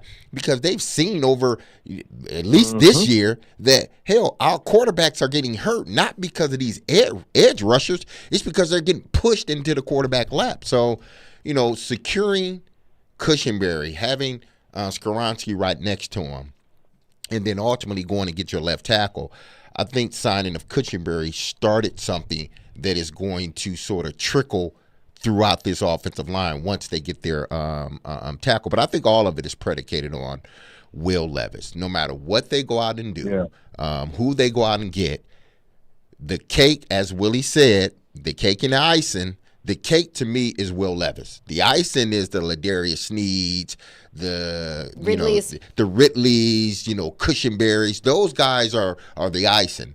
The cake of this whole thing is Will Levis, and how does he progress as a quarterback? I think he progresses well, and the reason being is because of everything that they've done around him, right? And I like what they're doing because, look, he's on a low-cost contract, so you could invest money around him. Like the Seahawks did with Russell Wilson, the 49ers did with Kaepernick back in that, early 2010s, you know what I mean? And I think he is going to progress. I think you look at the work ethic that he has. I think you look at just even the way he progressed during the season, right? Going from the mad bomber, wanting to throw the ball down the field, to saying, okay, you know what? If that's not there, I don't have to force it. I could check it down, or I could look underneath, read the coverage from the top down, but understand that the top isn't your only option. So I think those are things that he started to do. He has to get more aware in the pocket, though. Mm-hmm. That has to be improved because there are too many times where that feel isn't there, that internal clock is ticking a little too long, and he doesn't realize, I got to either get out of Dodge or get rid of the ball or figure something out to do. And I think that's going to be the main key of where he could have improvement. He also has to be more careful with the football, right? I joke about it all the time, and I even joked with him. I said, man, you must be living right because you had a lot of passes that probably should have been picked, and you just go watch the Bucs game. But that's going to have to improve as well. Talking to Teron Davenport, and Teron, on the Snead front, just a couple other things to maybe you can help fill in my questions. I looked at his numbers, and I'm just trying to think back. I feel like I'm a pretty hardcore football fan, but I would not pretend to know how he would have compared in his first 3 years to the best in the league. So my question from afar is this a guy that was a good corner for 3 years and then had a career year, or has this guy always been a first-rate corner whose numbers weren't quite as good as they were last year? How would you define that? Yeah, I mean, he hasn't always been a first-rate corner. He's gradually made improvement. If you look just by statistics, he came into the league with 3 picks and then 2 and then 3 and then 2 last year. But I think really what has started to show is just a growth in confidence and just aggressiveness and the ability to travel with receivers. That's the big thing. Now, you look last year, 47% of the time he lined up in a nickel. So what does that tell me?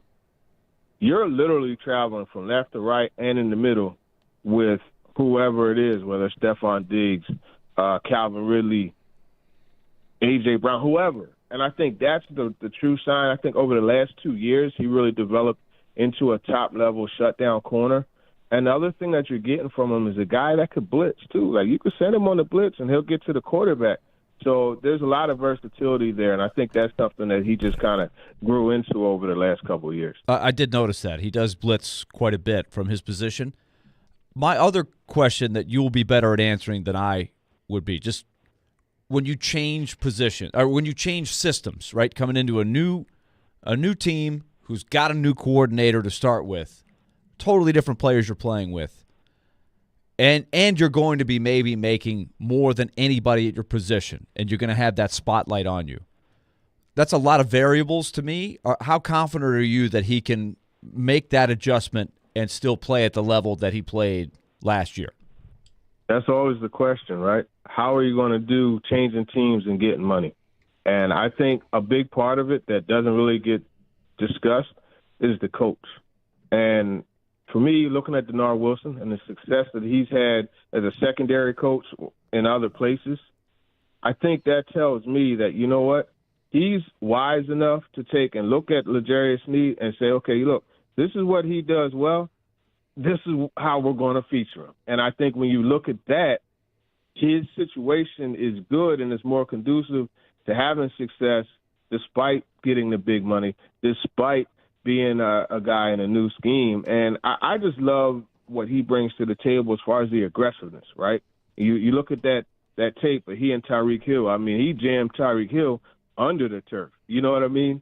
And those types of things, being able to press at the line of scrimmage and do stuff that you're comfortable with, I think giving him the opportunity to do that will be the key. And I have no doubt that Denard Wilson will showcase him in the right way. Do you think, this is just me thinking off the top of my head when I saw this move, is with the situation they're in, like as we've been saying, when you go from paying Ryan Tannehill $35 million to Will Levis as your starter who's making the rookie contract from a second-round position, it's taking up almost nothing of their cap. That changes the budget so much. Same thing with Henry not being there at tailback and not paying your safety what they've been paying Kevin Byard. Is it smart maybe to front-load this contract at all? Is that a crazy thought to maybe pay some of that future credit card bill now while you're still building the roster? Well, I would imagine that's what they're going to do. It is smart to do that while you have the limited amount of guys that you're paying a high dollar to, why not add some while you could afford it? I think that's definitely a smart thing to do and have the contracts look that way. Titty, quickly, did you have you gotten any feedback on the new rule from the NFL, the hip toss rule?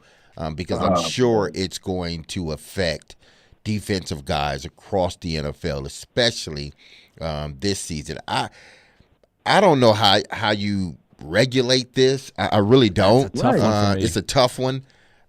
But I know defensive players they got to be at their wits' end. I mean, defensive coordinators as well as players, because how do you regulate or how do you go about making these calls during games? It's going to be hard. Yeah, no, I haven't gotten any feedback. I haven't reached out or anything, but if you go on social media, you'll see plenty of guys speaking on it. And it's just like, okay, let's say you're trying to tackle somebody from behind, right? How do you do it? Yeah.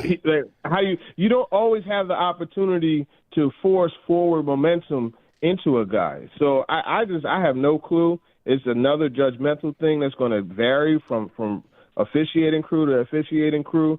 They're just now starting to show signs of being able to figure out what a catch is. Now they got to figure out what a tackle is that's legal. Man, forget it. It feels like at this point, just wrap them up in a silk bassinet, put lay flags them down very gently, and put flowers around them. Any way to make the game safer, I'm for. But it's the execution of that, I think, is going to be interesting to see, because at some point you're going to have to make a change. Yeah. Players used to be able to hit the quarterback in the head, and it was totally fine. We've gotten that out of the game. The game evolves, and the game changes.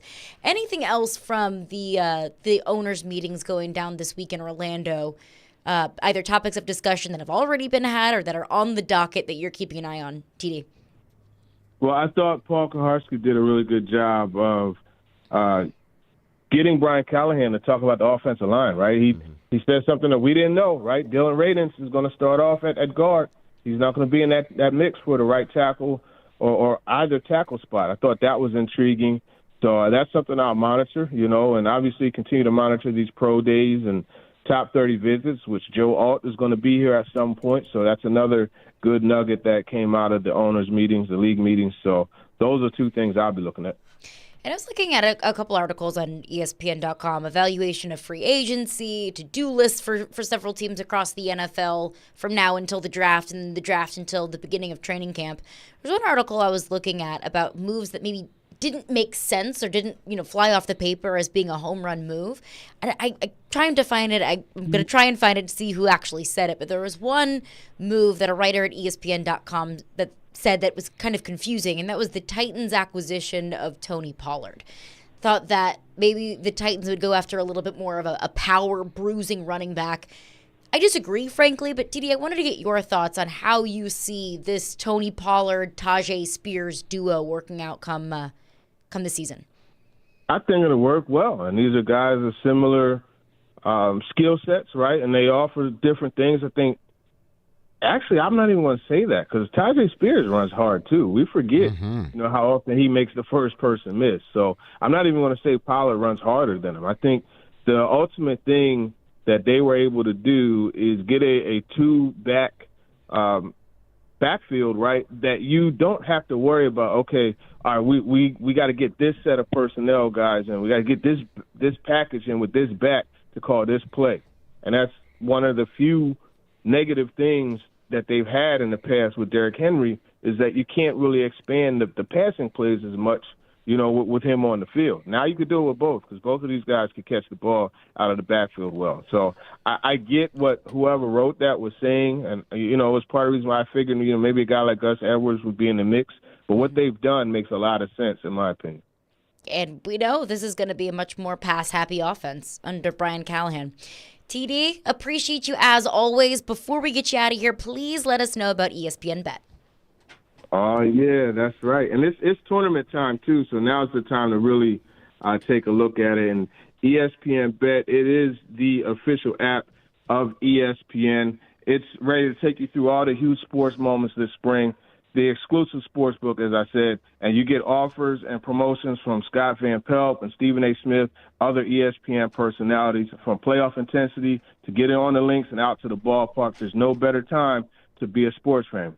You know we got opening day coming up as well. So now if you sign up as a new user, you get $100 in bonus bets for making any sportsbook bet. You download ESPN Bet today and make a play. You must be 21 or older and in Tennessee. For gambling problem support, call or text the TN Red Line at 800-889-9789. As always, terms and conditions do apply. All of it is there in the app, so see it for details. TD, you're the best. Appreciate you as always. We'll catch up next week. All right, appreciate it. All right, we'll react to what TD had to say there. Coming up next, we'll get into your thoughts as well. 615-737-1025 is the phone number. Caroline, Willy, and D-Mase were brought to you by Zen Sports. Start earning cash rewards on your bets today. Gambling problem? Call 1-800-889-9789. Terms and conditions apply. Must be 21 or older and in Tennessee to bet.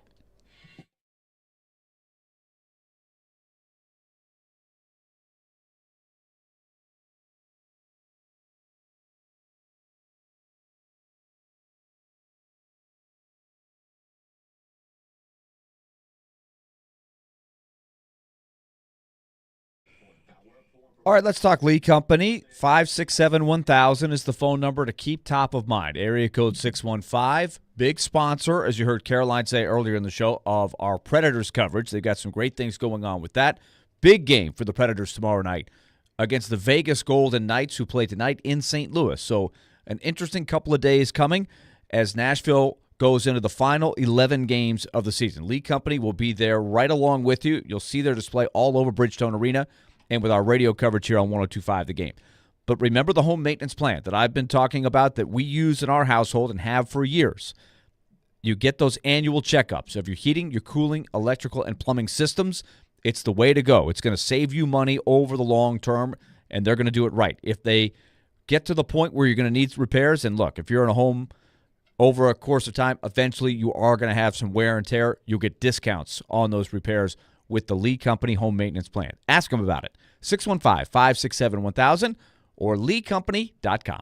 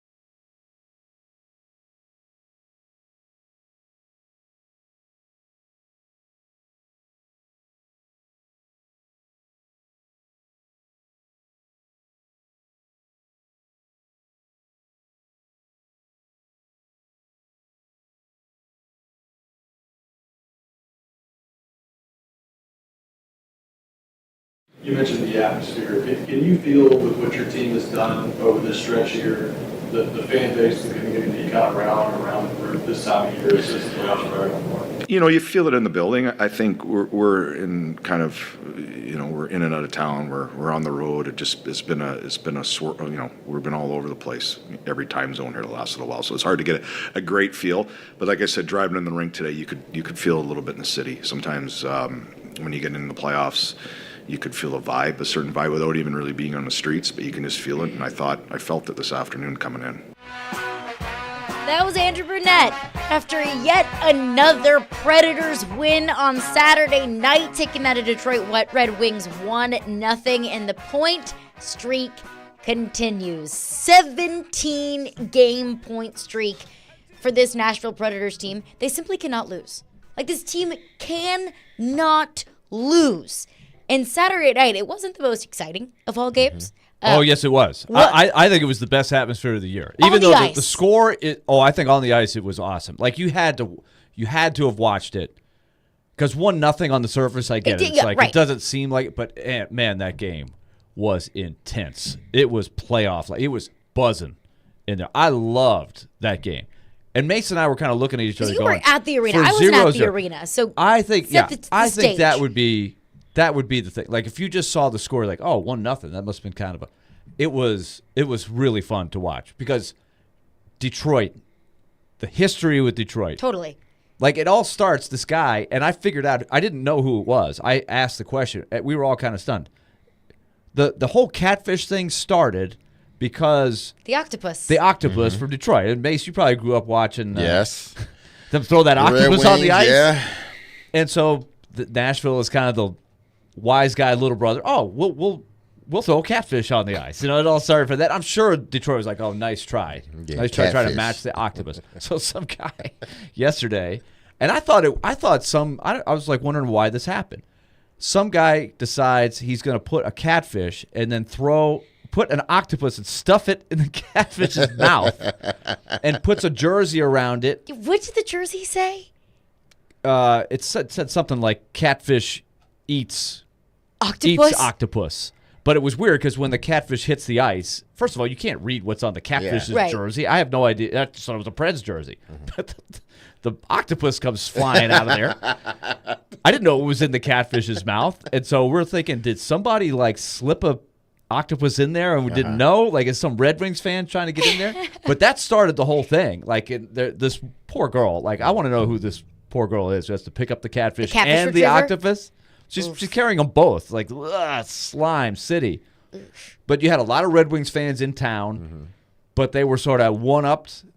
They used to be able to sort of out-chant the Predator fans in the early days because they had so many fans.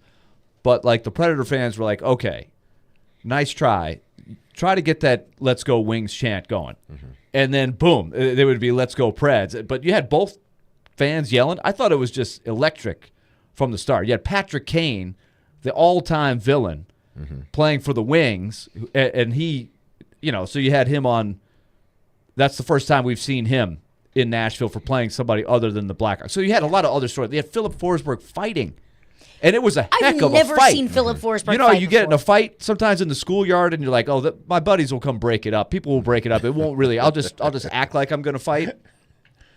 But they let those guys. He had to really fight. Throw him and chuck him. And this kid Mo Sider was throwing some left hands. I don't know if Phil knew that he was left-handed. Andrew Burnett. Hey, you got to know your opponent. Andrew Burnett commented post-game about Philip Forsberg. I think it was the first time I've ever seen Philip Forsberg fight. I think it was his second or third all-time fight, but it had been years. The last guy he fought was Braden Chen, Luke Chen's brother. I don't remember that one. This one I'll remember for a while. This is what Andrew Burnett had to say post-game. Well, wish he wouldn't, but... you gotta appreciate the emotion he has and the care he has in our group. He's willing to do anything for our team, and he hung in there and he got the last laugh with a big goal for us. He did get the last laugh with the goal. Yeah, and that was a huge moment. Huge moment. Huge. It's 0-0 with almost about 5 minutes to go, and he makes the play, and it was the result of a build. Their third periods have really been the story. They're just starting to wear teams down, and in that third period, they're just finding another level. And the Red Wings just couldn't hang on. And the Red Wings were desperate. They're trying to get back in the playoffs. They really played well, I thought. The Red Wings did.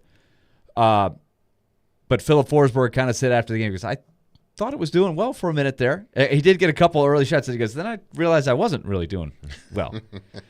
But so I understand Andrew Burnett. You don't want your star him player to get something wrong with his hand or something when you're doing that.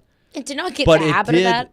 But like Dan Hino did the interview in the middle of the game, like he always does on our broadcast with Kara Hammer, and he had just come out of the penalty box. When those two guys came out of the penalty box, the crowd just went crazy. Like they loved it. Yeah. And it energized the bench. And Dan Hino, who's one of those blood and guts kind of players, he's just so emotional. He's like, that's what we're all about. He just went off like it was so emotional.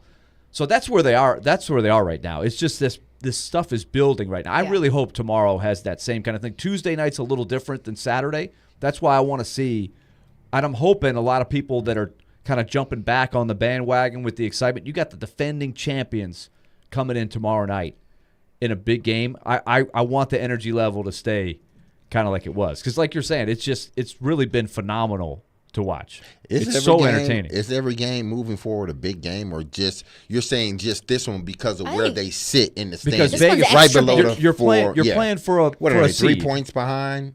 They're 5 points behind Winnipeg. 5 points behind Winnipeg, who's all of a sudden hit a little bump in the road, and you're trying to hold. It's a tough schedule coming up. Yes, and Vegas is being pushed from behind by St. Louis because Vegas has not played great recently. How many points are Vegas behind the Predators? Is it? Well, see, that's the other part. Is I think there's 2 spots. Both wild cards are there. Nashville's in wild card 1. Vegas is in wild card 2. If you can beat Vegas, I think that gives you a really good leg. Mess with that last playoff spot. You'd like to keep yourself as much of a cushion as you can. At some point, they're going to level off, right? They're not going to win the last 11 Willy, games. we don't know. We don't know. Their formula, what we've been saying all along, though, is still evident. Their formula, they didn't even feel like they played great on Saturday, but they still end up with more chances, just the better quality. That formula is working well for them, and right now, UC Saros and Kevin Lankinen are playing A-level goaltending. That's another thing that just tips the scales in your favor. It gives you kind of hope that no matter who they play in the first round, they'll have a chance.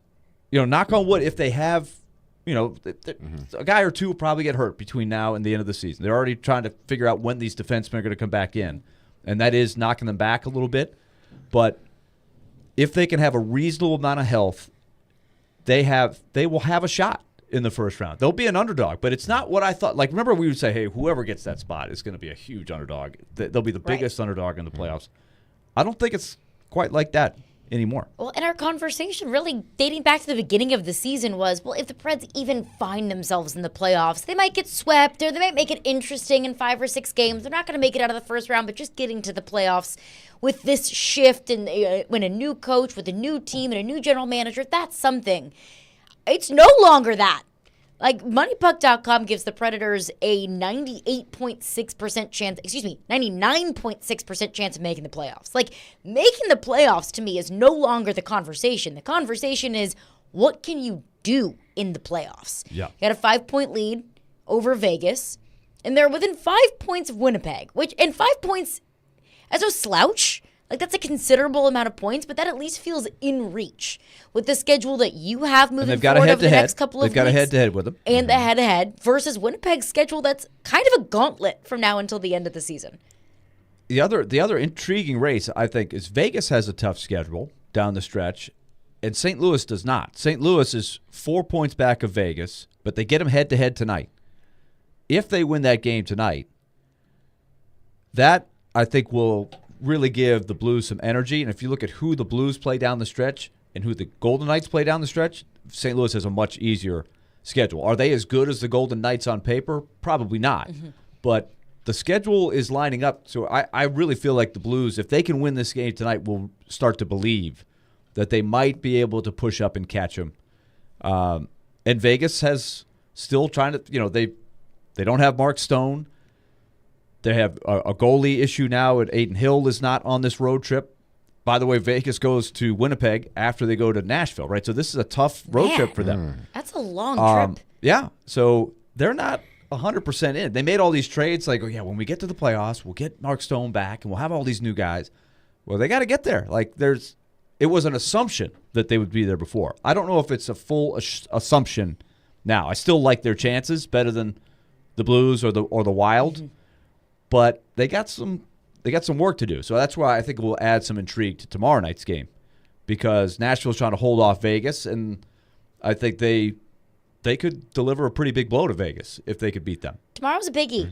It feels like double points tomorrow, because it's not only 2 points that you would get, it's 2 points that Vegas does not get. So tomorrow, and we've said this, that really every game from now until the end of the season is a biggie. I don't know if I feel that as much now with how comfortable of a position the Predators have put themselves in. You can't lose out, obviously. But I can't say that every single game until the end of the season is a biggie. But tomorrow is that. Maybe this losing streak from the Knights. It's the hockey gods' response to the Golden Knights' manipulation of that long-term IR. I think there's some people around the league that are saying, let's just see. Karma. They wouldn't mind if the wheels fell off for Vegas. I would say that. They would not mind seeing that. They're not going to publicly say it. Not naming any names. But I think there's some people around the league go, Vegas, think you got everything you're better than everybody else, you got it all figured out?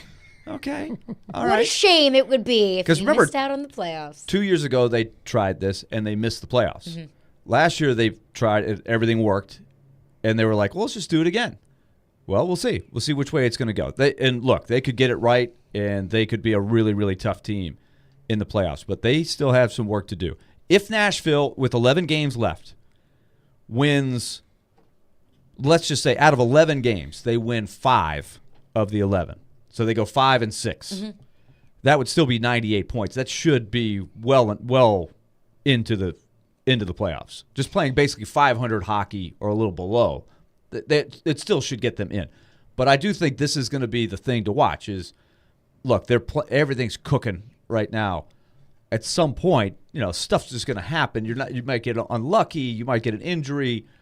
So can they take this into the postseason and still feel good about the way they're playing? I think that's going to be the challenge for Andrew Brunette. And believe me, he's thinking about all this stuff. Like, he knows how well they're playing right now. I think they just want to keep looking straight ahead. Eyes straight forward. Don't think about any of this other stuff. Eyes on the prize. Just keep doing your thing, because that formula that they're putting out there each night, it's working. It's working. It's putting them in position to win every time they go out there, no matter who they play. Like D-Mase and I were talking about it on Friday. They went to Florida and whipped them. They went from Seattle to Nashville to South Florida. Now, you're talking about some crazy plane rides.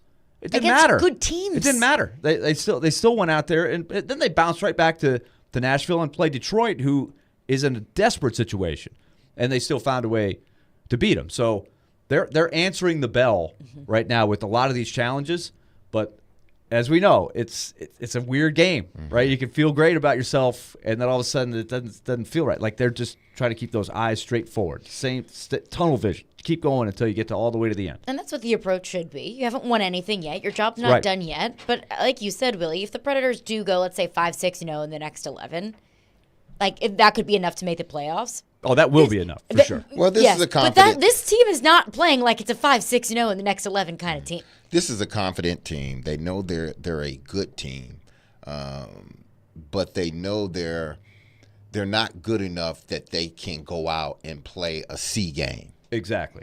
That's a good point. They're good, but they know that every time they step on the ice, they have to bring their A game in order, no matter who they play.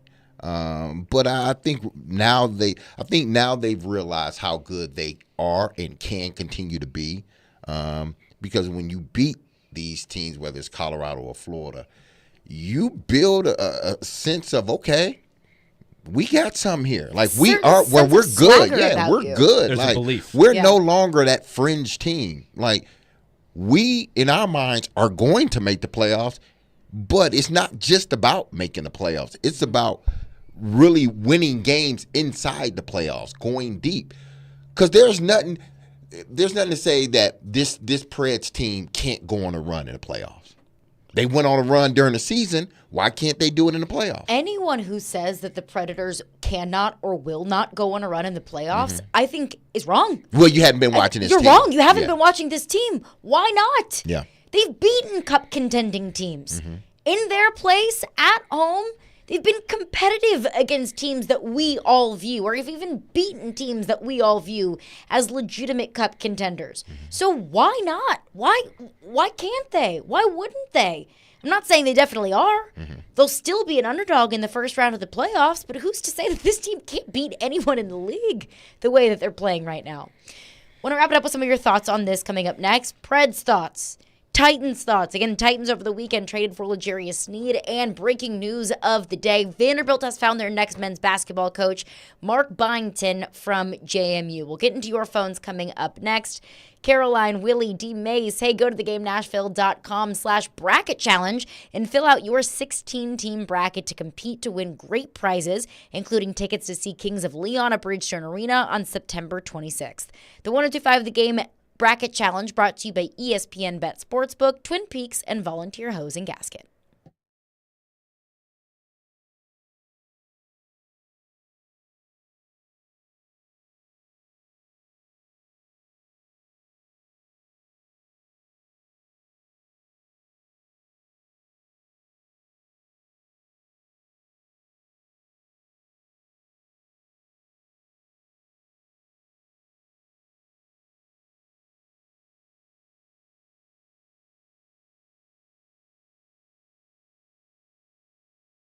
All right, time to talk F&M Bank. And I will start by saying I nailed my Take It to the Bank. It's a brand new season. I finished third in the first ever season of Take It to the Bank. Not proud of it. Got smoked. Coming back with more determination than ever to try to beat my colleagues, and I got the 212 seeds right. And one of them, by the way, was James Madison.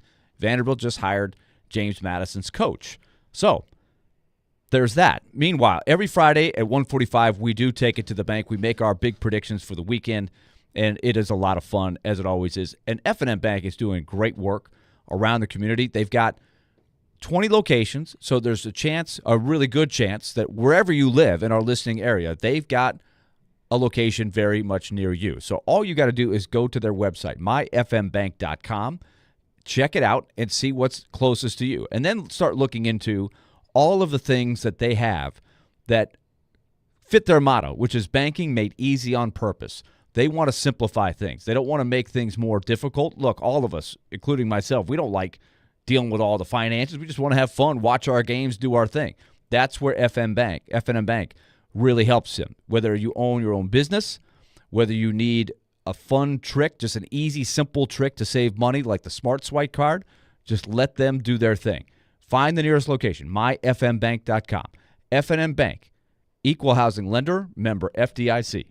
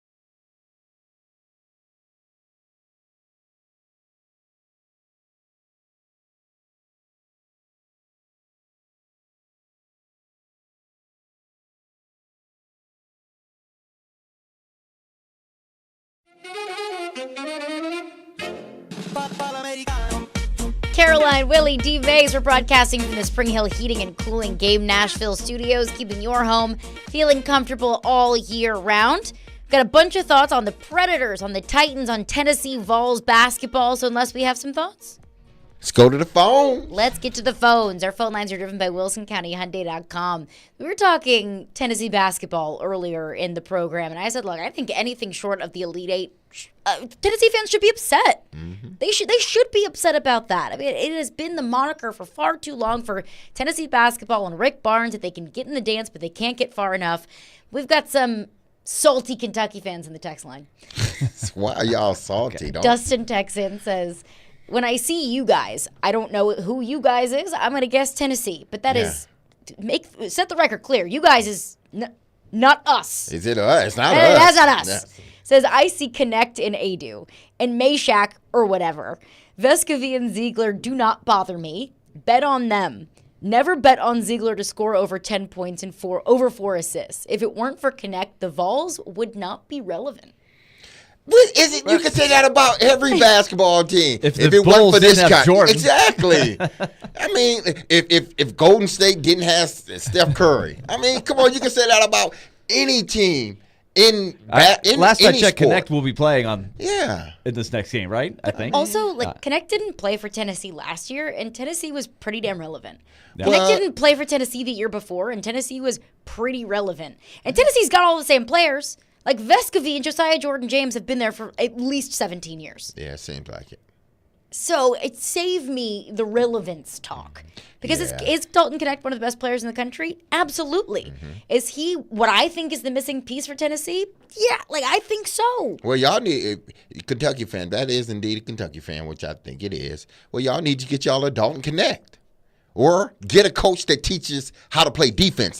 Well, y'all need to hire Rick Barnes. Somehow, some way, get Rick Barnes from Tennessee and go to Kentucky, because at least y'all will play defense if Rick Barnes was your coach. I do think Barnes has done a good job blending younger players with the transfers and guys he's kept for But he several gets years. them to play defense. That's the thing. I don't know how, but Rick Barnes gets them to play defense. To him, I think that's the cornerstone of their program.